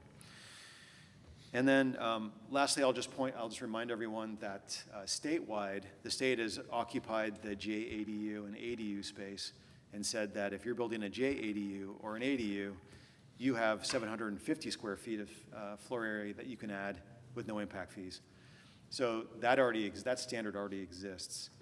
The resolution that's before you just uses the Santa Rosa models. So any existing or any addition of gross floor area for commercial would be charged impact fees, and existing residential, the threshold is 400 square feet. I do think that there's also rationale for 500 square feet since the school district uses that locally. We did add a 5-year time frame, so you can't add it within the last 5 years. So I think just based on staff's experience, 5 years seems like a reasonable amount of time for most people. Most people, you know, they're gonna maybe take a second mortgage out. It's gonna be a big deal to, you know, bump your house out 400, 500 square feet, whatever that is. So they're probably not gonna do it regularly. And 5 years seemed like, in terms of the staff being able to validate the square footage, that was a reasonable time without having to do extensive research and maybe not even know exactly what the original square footage of the structure was. Some structures, as you know, go back many, many years, and we may not have records, and it just can be confusing to implement, so that's why 5 years. Somewhat arbitrary number, but it seemed to be a reasonable balance between how often someone would actually want to take a second mortgage out. It's probably only once while they own the house, and our ability to research it and validate it. And then the other general DIF policies, I don't know that I need to go over them, but I'll just touch on them briefly. One is that if it's been previously been paid in full, then there's no charge. So sometimes you have an issue where right now we do like escalations at the fiscal year changeover. So maybe you paid your fees in April, but then you actually billed it in August. There's not for whatever reason, you paid it in advance in April, but then you actually billed it in August. We're not going to be chasing it down for that incremental difference. I think that's probably the most common scenario. This, again, was borrowed from some other general policies we saw in our neighboring cities. And then there is a general clause in there. Again, this was just modeled after what we saw in some neighboring cities, where if a developer wants to somehow, make a argument for how their development isn't going to cause any sort of impact of any type, they can make that argument, but it just provides the mechanism to do that. So I think that's it, but I'm happy to answer any questions if the council has any. Vice Mayor Lemus. Yeah, just again, clarification on existing building stock B, where it says any living space adding excess of 400 square feet over the prior 5 years will be assessed. Does that mean that we're going 5 years and assessing any charges for anyone that's made modifications in the last 5 years? So someone comes in with a building permit and they want to bump out the square footage of their house. I think, Noah can correct me if I'm wrong, but basically how planning staff would handle that is they would look at the building permit record for that structure in the last 5 years and validate if there's been any additions or any changes in square footage over that period of time. And if there hasn't been, then they can get that 400 square feet without impact fee. If they've already, like let's say 2 years ago, they did a 200-foot expansion, then they'd only be eligible, if they come within that 5-year window, only be eligible for another 300 feet without impact fee. I get it. 200 in the 400 square foot total, sorry. Okay, all right, I understand, thank you. Yeah. Councilmember Sparks. Thank you. Thanks for that question. And follow up on that, is there any situation where somebody would come in with a unrelated permit that they're requesting, and then you go back and look and find that they've done an expansion and they're getting like retroactively charged impact fees for something that they didn't know was going to have them? That's like unpermitted construction that you find when they're... Yeah, well, I mean, we didn't have square footage-based impact fees before, so, I mean... Something that was built 2 years ago. 2 years ago, You're going yeah. to now go try to get impact fees out of them. If they built a 500-foot addition 2 years ago, does this apply to them? Or is there an effective date? From the staff perspective, all of these policies would be effective upon adoption. So we would not be, I guess, penalizing someone who maybe did an addition last year and then comes forward in 2 years and builds 500 square feet as an example. We would just be starting at the baseline of what you have legally built. Upon adoption of this is your baseline upon which we're adding the analysis for square footage. Okay, but I'm not understanding, because I thought Damien said that if they had built a few hundred in the last 2 years, that would sort of count against them for the future. The goal is to prevent gaming the system into the future.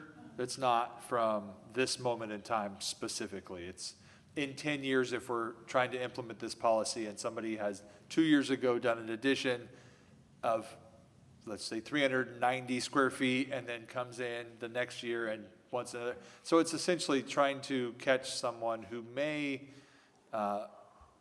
be trying to add significant square footage but avoid paying the impact fees associated with it. Okay, that makes sense. Thank you. Yeah, so that 5-year look back will never look farther back than today. or Unless directed by the city council. October 13th or whatever it is. Yeah, that's makes sense to me.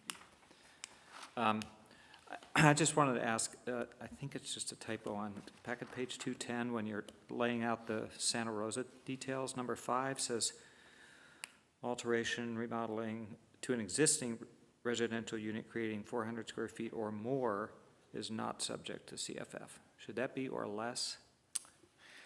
We had the same internal conversation. Okay. That's actually how it's printed, but that's not how it's implemented. You got to build big in Santa So Rosa. the capital facilities fees in Santa Rosa are specifically per unit. And so this gets into, Santa Rosa has a combination of square footage based fees and per unit based fees. This gets into a situation where it's providing the policy to the staff implementing it to not charge the CFF regardless of the square footage. So it's written correctly. That will not be how Cotati's policy is written. Okay. How's that for confusing?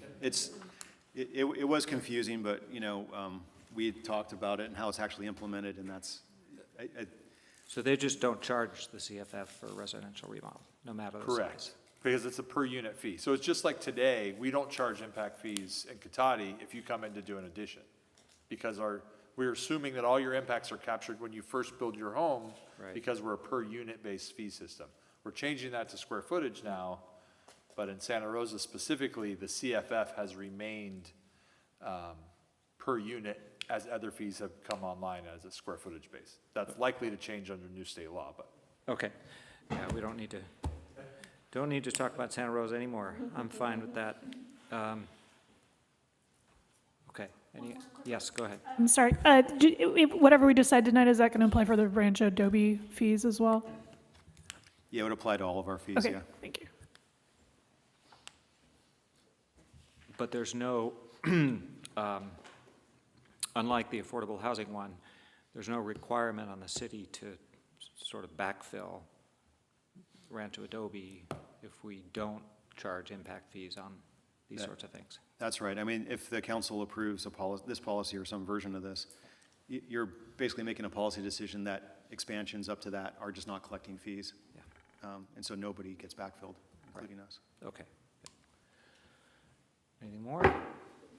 Okay. All right, we have to open this one for public comment still, right? I'm losing track. All right. Open for public comment. Nobody in the chambers. We'll go to Zoom. Speaking to our Zoom attendees, please use the raise hand icon to make a public comment.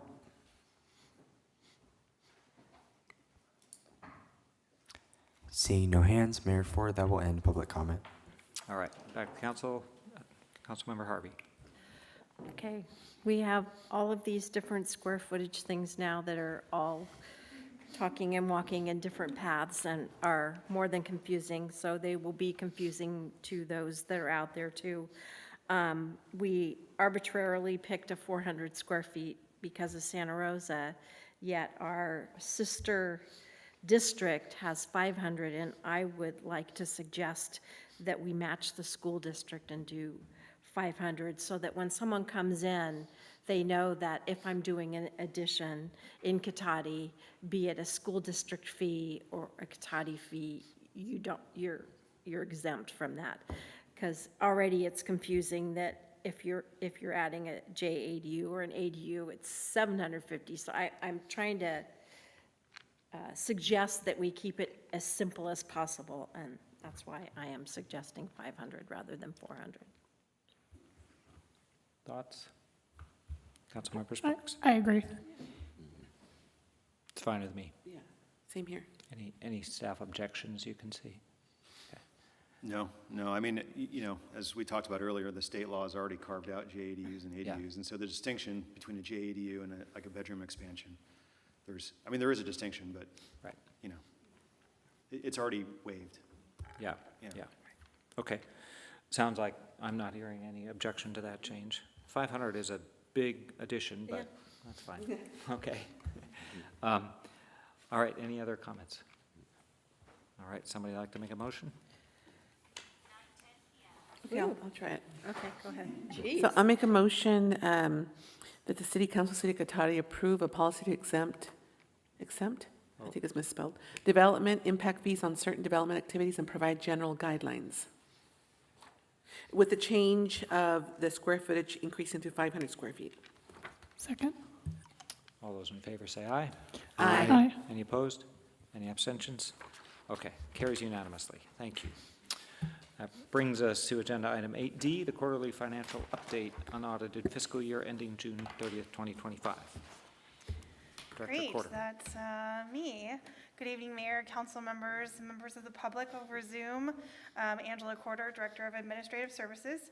Tonight I'll be presenting on the unaudited fiscal year end June 30th, 2025 quarterly financial report. The financial report is actually included in the agenda packet at pages, PDF pages 216 to 223. Next slide. Oh, I'm so sorry, the grade's not. Keep going, sorry. Perfect. So this evening, consistent with our regular quarterly financial updates, we're reporting out on the key functions that are major parts of the city, which includes the citywide overview of consolidations of all funds, a summary of the revenue expenses for the general fund, then the enterprises funds, which are the water and wastewater funds, followed by the summary of cash and investments, and our output of the fiscal resilience check for the quarter. Next slide. And then the next one as well. So on to the citywide schedule. Total revenues and expenses for the whole fiscal year were within budget, with differences due to really pending final transfers or payments for accruals within the fiscal year. And this is both looking at it on the budgetary basis. Some of those transfers that are pending are really those capital projects which are subject to timing. So we have a process in place where we reach out to each of the vendors saying, hey, for our contract, you have 30 days to invoice us. We need those invoices as soon as possible. We're starting our audit. We want you to get paid. Let's get those in so we can, again, properly report our expenses for the period. Another expense that we do know comes in after we are happy moving on with our fiscal year is PG&E. Well, I'll talk about that a little bit later. They always have an adjustment billing that comes out right about now that kind of throws us for a little bit of a wrench when we're making sure we have all of those adjustments in there. But overall, revenues and expenses are in line with our budget. Next slide. Moving on to our primary fund for the city, which is the general fund. And sorry, I have to have lots of fun pictures in here to make it a little bit exciting at 9 o'clock at night. Otherwise, it's just graphs and numbers and boring. So next slide. The city's general fund with accruals and known funding as of August 20th. So even though the fiscal year is June 30th, we still receive money that relates to that period ending June 30th afterwards. So here we are twiddling our thumbs, waiting for sales tax to come in, waiting for some of our other funds to come in, some grant pieces that we bill out. And so this is as of August 20th, what I knew was gonna come in as reported in here. So revenues are decreasing from prior year of approximately $260,000 or 2.2%, primarily due to a decrease in transfers in, which in the prior year were related to grant reimbursements back to the general fund for advances for grant projects for the matching part of it. Compared to budget, the general fund is exceeding the total revenues by $280,000 or 2.5%, which we'll dive into on the next slide. For the city's operating expenses, we have increased 3.3% over the prior year, but are under the total budget by 6.3%, primarily due to we still have some outstanding contracts we're expecting to come in, the invoices to come in, and have those, maybe those purchase orders don't they end up rolling into the next year for, you know, construction work that happens, of course, right in the middle of my fiscal year end. I'm kind of fighting with Craig to make sure things end as soon as possible because I want a clean cut, but construction happens when construction happens. So there's always a little bit of adjustment there. Other decreased amounts are due to, again, those transfers out, which are being reconciled due to those invoices coming in as the periods are received. Next slide. So for our revenues, detailed revenues, as of June 30th, including those accruals we talked through, as of 8/20, adjusted revenues, most of the major revenue types are in line with the budget, where license permits and franchise are only slightly off and pending a final distribution for a cable franchise tax. And then there's also just tiny differences. I mean, I feel like for a budget where you got pretty dang close for an expectation for just our community development charges as well as our investment earnings, which were just short of the budget by less than 10,000 in each one of those, you know, major categories. Each category for all of the other revenues exceeded budget with sales tax, other taxes, other agency revenues, and transfers in making up the majority of the difference from budget. Next slide. So this graphic is one of my favorites. It depicts the total revenues for general fund, and it shows that the majority of the revenues really are derived from sales tax, where we have approximately 5.8 million, which we have received for the whole fiscal year, of which half of those revenues are derived from approximately, I have to say approximately, not exactly, they never match exactly. I want them to, but they don't. They're derived from Measure S, or voter-approved 1% tax. And those little charges down in the bottom right-hand corner are the contributions, which totaled just under 18,000 for the fiscal year. Next slide. For our expenses within the general fund, we have them broken out both by expense type and by department. This also, this graphic just shows them compared to budget, but within the packet within the report, on packet page 221, you can see it where we're also comparing it to prior years.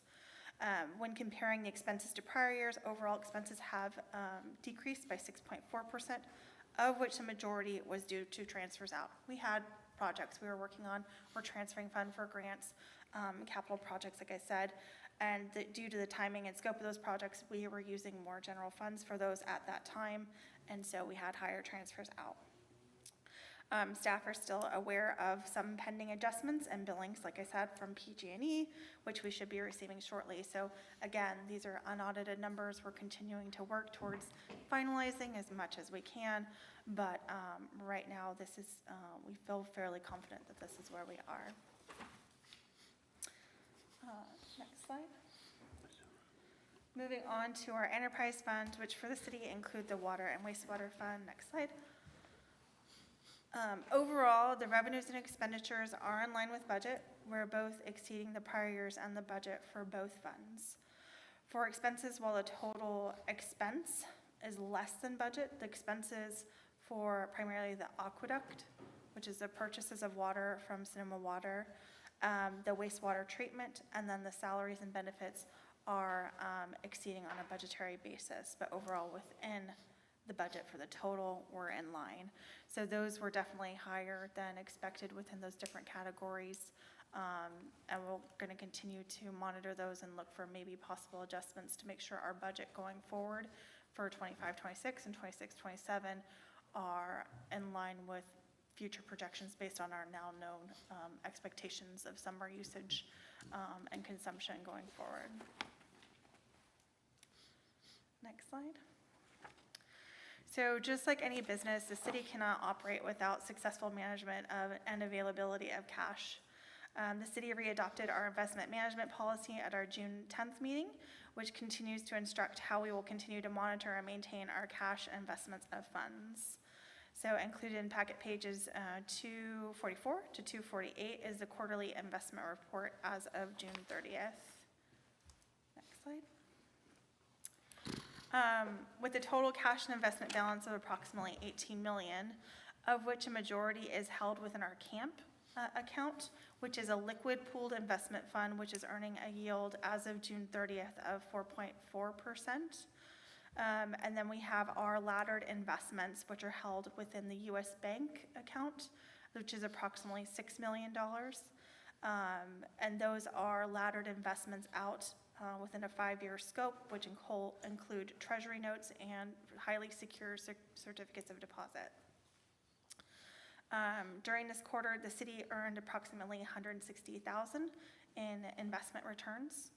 And overall, the city has sufficient cash to continue for at least the next 6 months, but again, as a part of our requirement in the policy to report out those pieces. Next slide.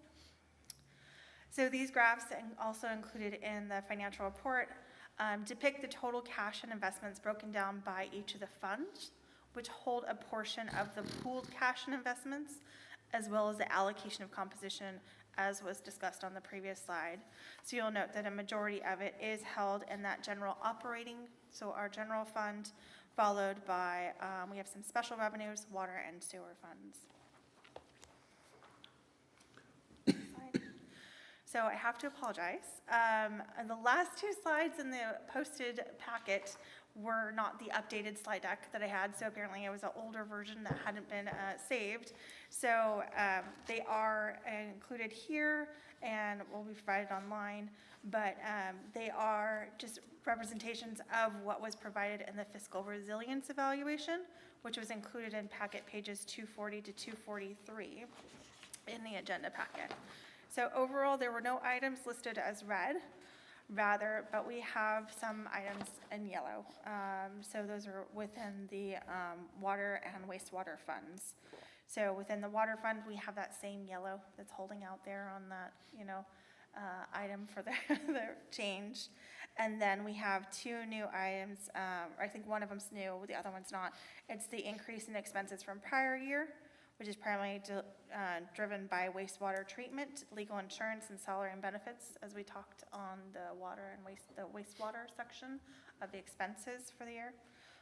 So that's what's driving those not meeting our resilience for that. So as we've now rolled out the new rates and we see how those impact, we'd like to also see how they are covering us in those ratios going forward. So next slide. Again, sorry, there was a typo on the slide as well because it wasn't updated for the most, but this is for fiscal year 24-25, not for 23-24. And we're going to be starting our audit for the fiscal year very soon. There is a tentative schedule for our financial reporting within the financial report that was provided on packet page 217 in case you want to follow along with all the financial reporting and auditing processes we're going to be doing within the Administrative Services Department and supported by other departments across the city as they help us with our financial audit. Also, I want to point out that in this agenda item, we're also bringing to council a budget adjustment for both fiscal years 25-26 as well as 26-27. While rolling out the budget, staff noted that our FTE allocation sheets schedule, right? So every individual has their allocation, so much of water, so much of sewer, so much is in this community.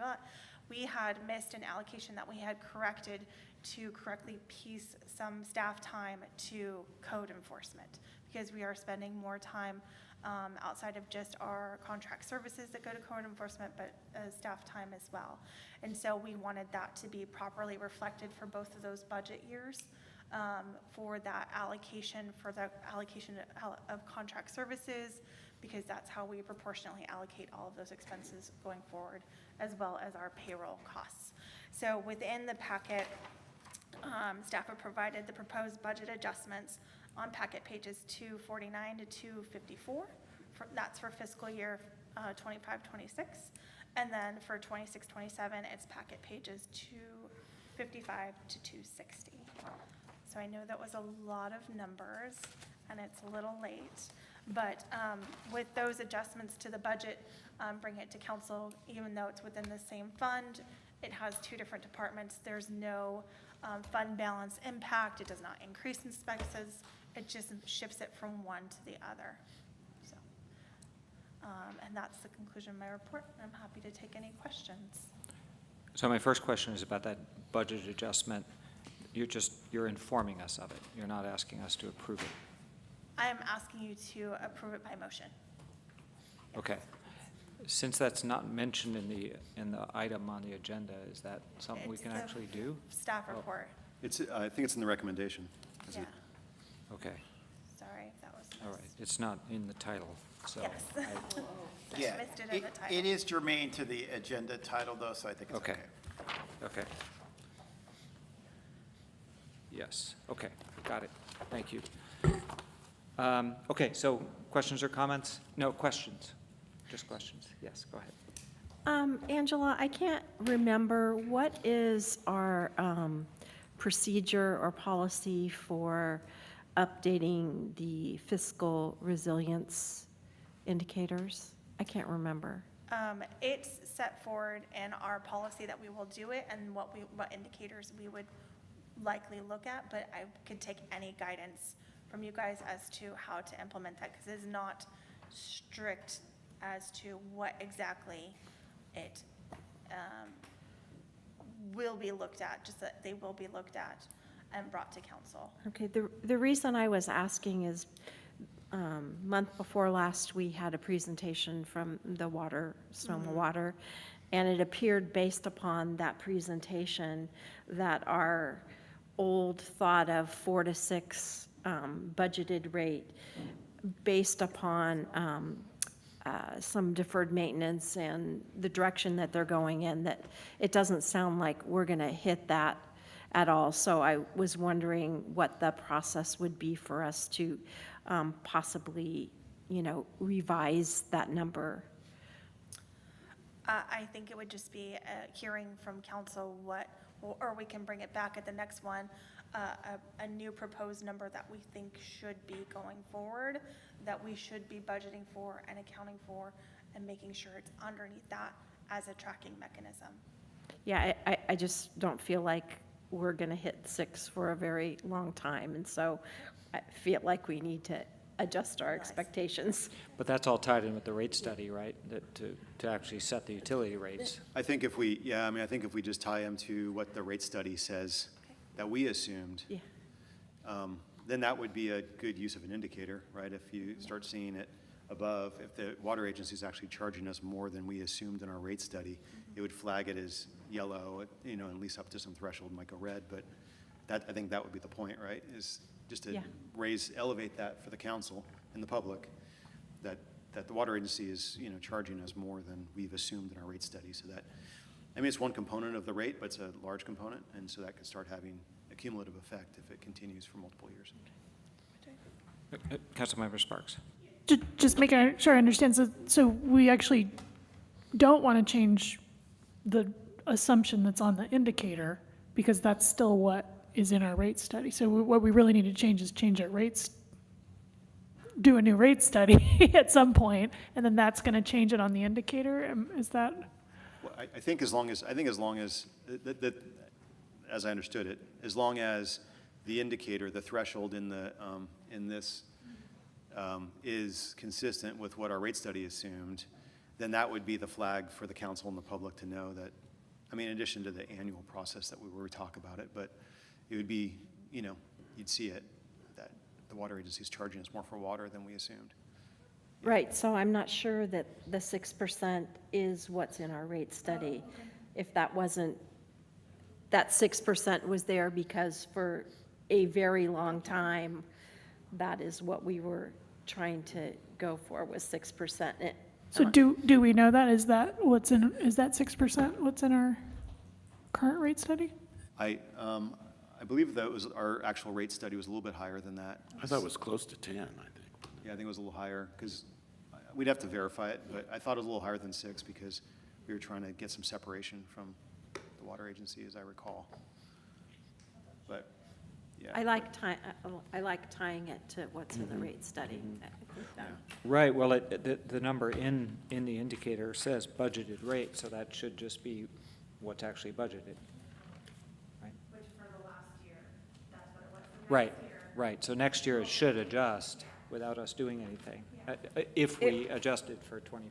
If that's the way that works, that's great. Right, right. Yes. Yeah, the distinction, right, is the budget versus what the rate study assumed. Yeah, right. Any other questions? Okay, I'm going to open this for public comment. Any comment on the unaudited quarterly financial update? Thank you, Mayor Ford. Once again, Zoom attendees, please use the raise hand icon to make a public comment.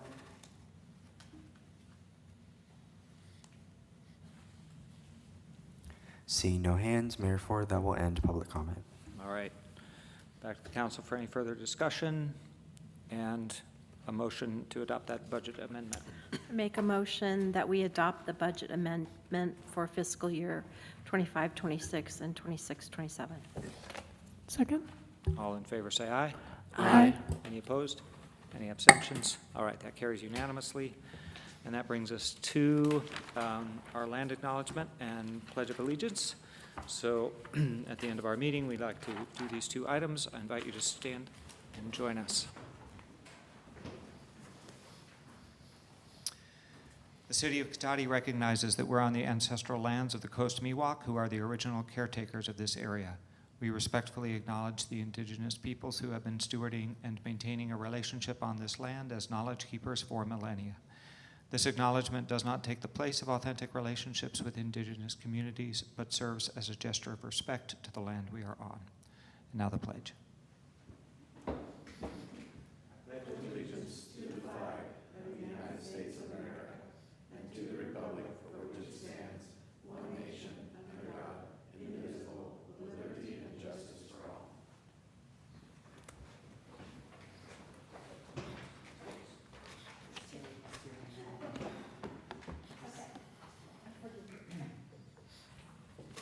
City managers report and council member reports. Go ahead. All right. Thank you, Mayor. Just a quick construction update. Construction is progressing at Putnam Park and Sunflower Park. Putnam Park features are taking shape, and you can start to see the pathways, the trees, exercise stations, picnic bench foundations at least, and of course the enclosed dog park in the front and the open grass playing field in the back. So they've been taking shape. And then Sunflower Park, the initial tasks of clearing and grubbing and grading are nearly complete. The pathways, if you've been out, the form boards for all the pathways are in, and you can see the shape of the pathways in the meditation area in the back. And we've been in conversation with the neighbors there at Sunflower who love the contractor, so it's good. I think they bake them cookies and bring them out to the contractor. So it seems to be going well there, which is good news. Today at the County Board of Supervisors, there was an update on Measure O. Actually, I shouldn't say Measure O, an update on SAFE, the mobile crisis support teams, which is funded primarily by Measure O. So it was an interesting update. They, they talked about, I think the council knows that the county provided the South County SAFE partners, so that's Cotati, Runner Park, SSU, and Petaluma. They, as well as In Response, which is the Santa Rosa program, the mobile mental health crisis team in Santa Rosa is called In Response. And then there's MST. So it was an interesting presentation. They provided a one-year Measure O commitment to the South County SAFE teams that covers basically all the budgeted costs. So it's an expansion from the prior year. In the prior year, it was the PPSC service element, but this year it also was expanded to include the vehicle costs and some other costs. So as well as some oversight costs. So it's an expansion of that number, but they did make the point that Measure O is not, down the road, the balance is dropping, and so therefore the push for Medi-Cal, bringing Medi-Cal reimbursements. So there's a system called Smart Care that they're trying to, that MST, which is the county team, is already implemented, and they're working with In Response and the South County teams to implement in Smart Care in our service areas. Not only does that the idea there is not only does it provide a uniform data capture platform so that hopefully everyone's collecting data the same way, and so they can do what they really, what we need to do is have a system-wide analysis of data that's collected in a common way and means the same thing in different jurisdictions. It also is a platform that will facilitate Medi-Cal billing, which the county would be doing. So the county will pull the data and they'll bill Medi-Cal, which is a very labor-intensive process. So it's consolidated with the county. I mentioned it was only 1 year commitment. The cities have all been pushing for multi-year commitments. Every year up until now, it's been basically even after we've adopted budget that we really find out what the Measure O commitment is going to be. So for budget certainty and also, to be able to have hopefully a long-term, functional funding source, they want to. The staff at the board meeting today committed to, we want to, work with you in a multi-year arrangement. So that's good. So we're moving that direction. In the county's mind, it's contingent on the Medi-Cal full implementation because that's a cost offset. They want to start reducing some of the load on Measure O. And also, I think there's a lot of opportunities with the different systems. It's all in the South County, it's all safe except for the unincorporated area, which is MST. North County is fully MST. West County is all MST. East County is all MST. The only exception is in response in Santa Rosa. So you have the South County teams, and you have in response, and you have MST, and there is a single hotline, but there's like multiple numbers, and then there's all the 911 numbers in each one of the jurisdictions. So there was a lot of conversation about trying to, in a multi-year arrangement, work together so that we can build, just work on efficiencies. In addition to the data collection, in addition to, having a common data collection platform, also work on our efficiencies. Maybe it's, vehicle fleets, or maybe, who knows. But there's ways that we could work together just for system efficiency that still provides the same level of client service. But then on the customer side, also hopefully a more uniform looking program rather than different programs based on where you are geographically in the county. So they talked about that. They also talked a little bit about about Measure O being something unique to Sonoma County, and a lot of the, with all the different cuts happening at the federal level. But there's still a lot of state requirements, state mandates, like mobile mental health care, for example, is still a state mandate that counties are trying to meet, but at the same time, the federal government's kneecapping them with cuts. So, it can put more stress on Measure O in the short term, but it was just highlighted as a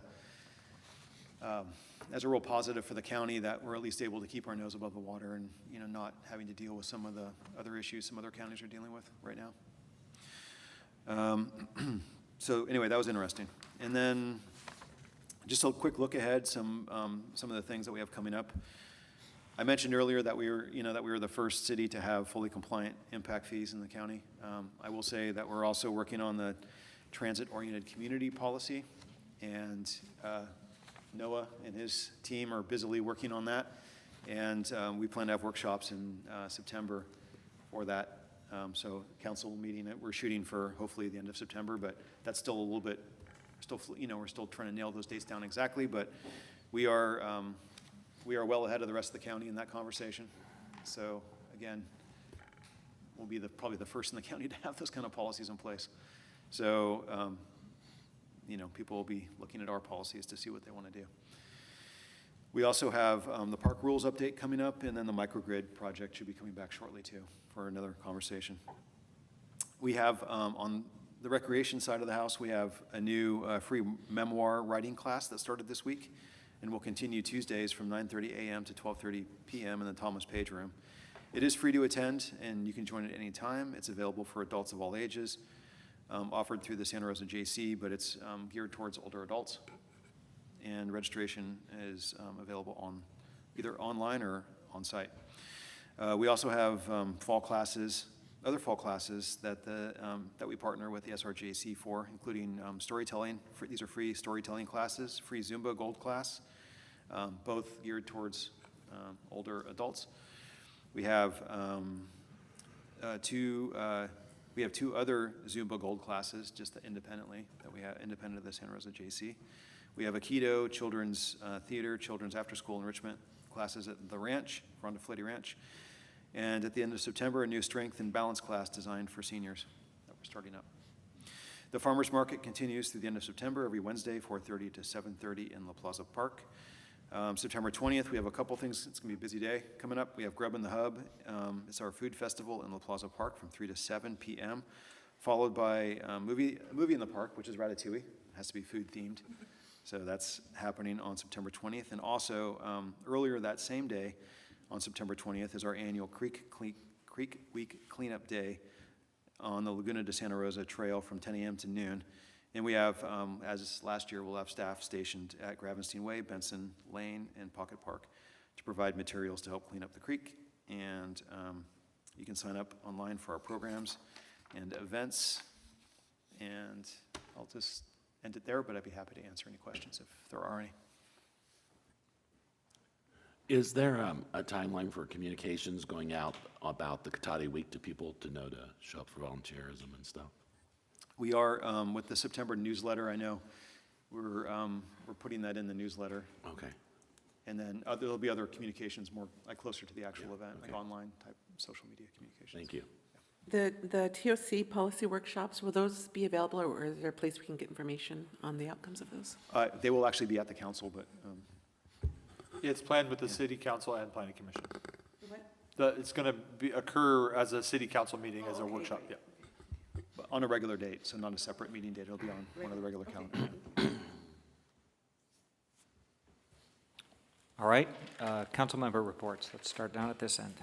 Thank you. On the 18th, I attended the Cotati Rohnert Park School District 202 meeting to coordinate about the safety event they're going to have on October 16th. They'll be doing the Great Shakeout Drill, and then they'll be releasing TK and K students through their emergency dismissal procedure at 1:25 p.m.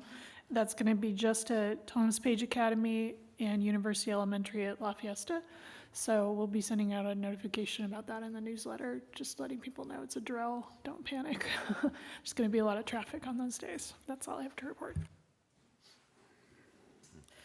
Okay, I'll try and be as brief as I can. On the 13th of August, I attended the Marin Sonoma Mosquito and Vector Control meeting, and a couple highlights there. One, this is almost an unprecedented season for Yellow Jackets.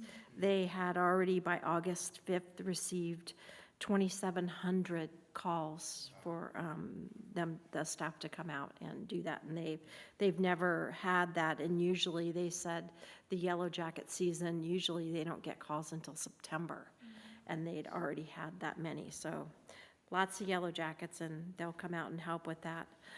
The other thing was a presentation on the education programs, and that was really very enlightening at the different levels, what they do at the schools. On the 14th, I attended the Sonoma County Mayors and Council members, and there we had a great, I'm sure you're going to report on the other part of it, but I thought the presentation was great on the on Potter Valley. I thought that was very interesting, so we'll see what happens with that. On the 19th, I attended the Master Plan for Caring Action Team, and we were selected by a state program with the California Department of Aging. We were one of 3 counties that was selected, and they're trying to look to do a program for California caregiver awareness, resources, education, and support. Because what they're finding, much like what we're finding, is there's so many people that don't even, they're helping their aging parents and other relatives, and they don't even recognize themselves as caregivers, and they need support and help with that. So that was interesting. On the 21st, I attended the Zero Waste Sonoma, and the biggest thing there was that we were able to renew our contract with the North Bay Corps to help with the SB, whatever it is, that The, more of the food gleaning and the food, to keep the food out of the landfill. I forget, 1383, I think, yeah. God, so many bills.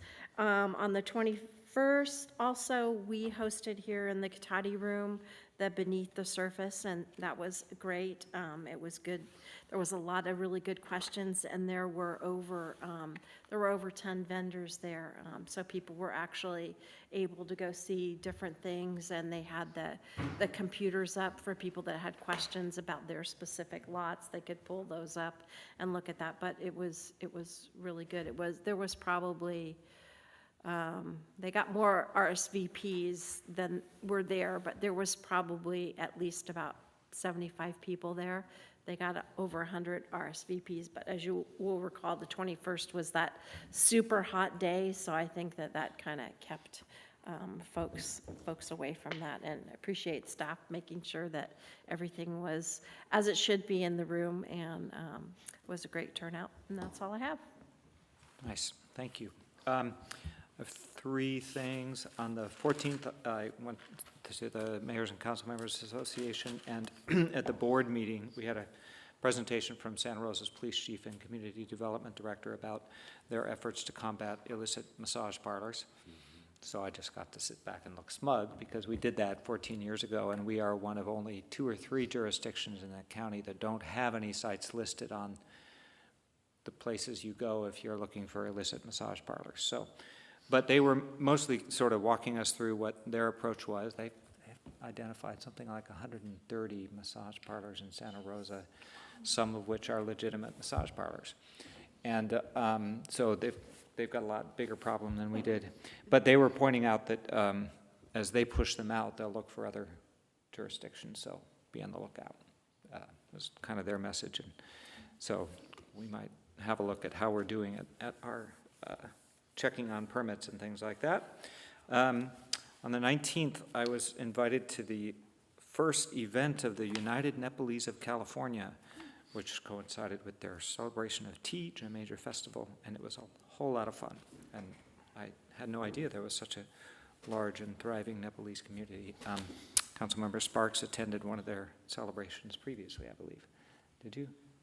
I don't know. Okay. Well, they thought you did. Okay. And then the next day, on the 20th, was the Measure O Oversight Committee, and we always hear good reports about the incredible work that the County Department of Health is doing. Then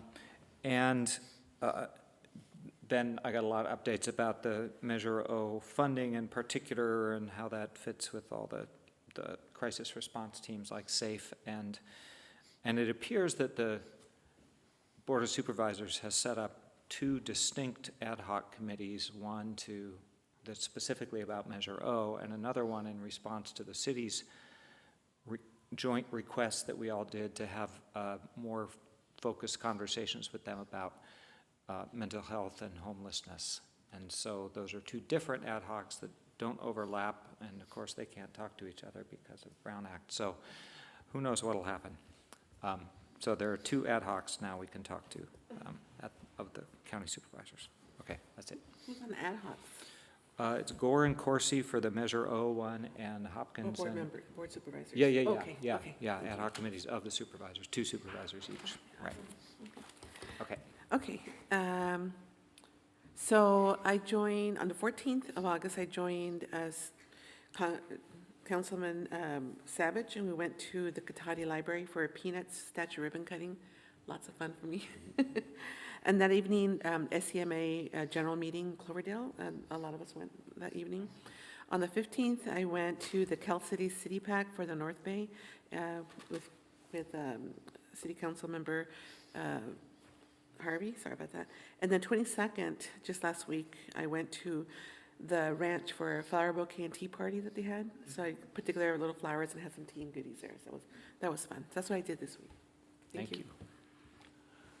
The ribbon cutting at the library was really nice. Sylvia, myself, and Tina from our commissioner, as well as some council members and the commissioner, Barbara, from Bruner Park. So we had a lot of good photographs taken with the statues, and it was a a real positive experience. I worked the library table at the Accordion Festival on Saturday the 16th, and I thought in the meeting we went to in Cloverdale with the mayors and councilmen, these 2 pages on the El River and the Potter Dam project were really interesting. So I don't know if it'd be appropriate to have some copies of this out with our information, maybe in the lobby area here, or there is a URL for the El Russian River Authority org, and maybe a little paragraph in Cotati Connection sometime with this link in there, just to help people stay abreast of this, because there's more and more in the paper all the time, and sometimes the paper, emphasizes different angles on it, and this is all pretty factual, I think, in there. And then there's 2 new voting members on the Library Advisory Board that are students, and there's 1 more open position they're still trying to fill. And the library has a bibliobox now that's maybe 6 months old. It's about 6 feet by 6 feet that are lockers that the library will put things in there for you if you need to come after hours. And they're in most of the libraries around the county now. Ours is the newest one, I think. So they've been reviewing the numbers to see how it's progressing and making sure that it's being used. And so far, they're pleased with the way the numbers are increasing month over month.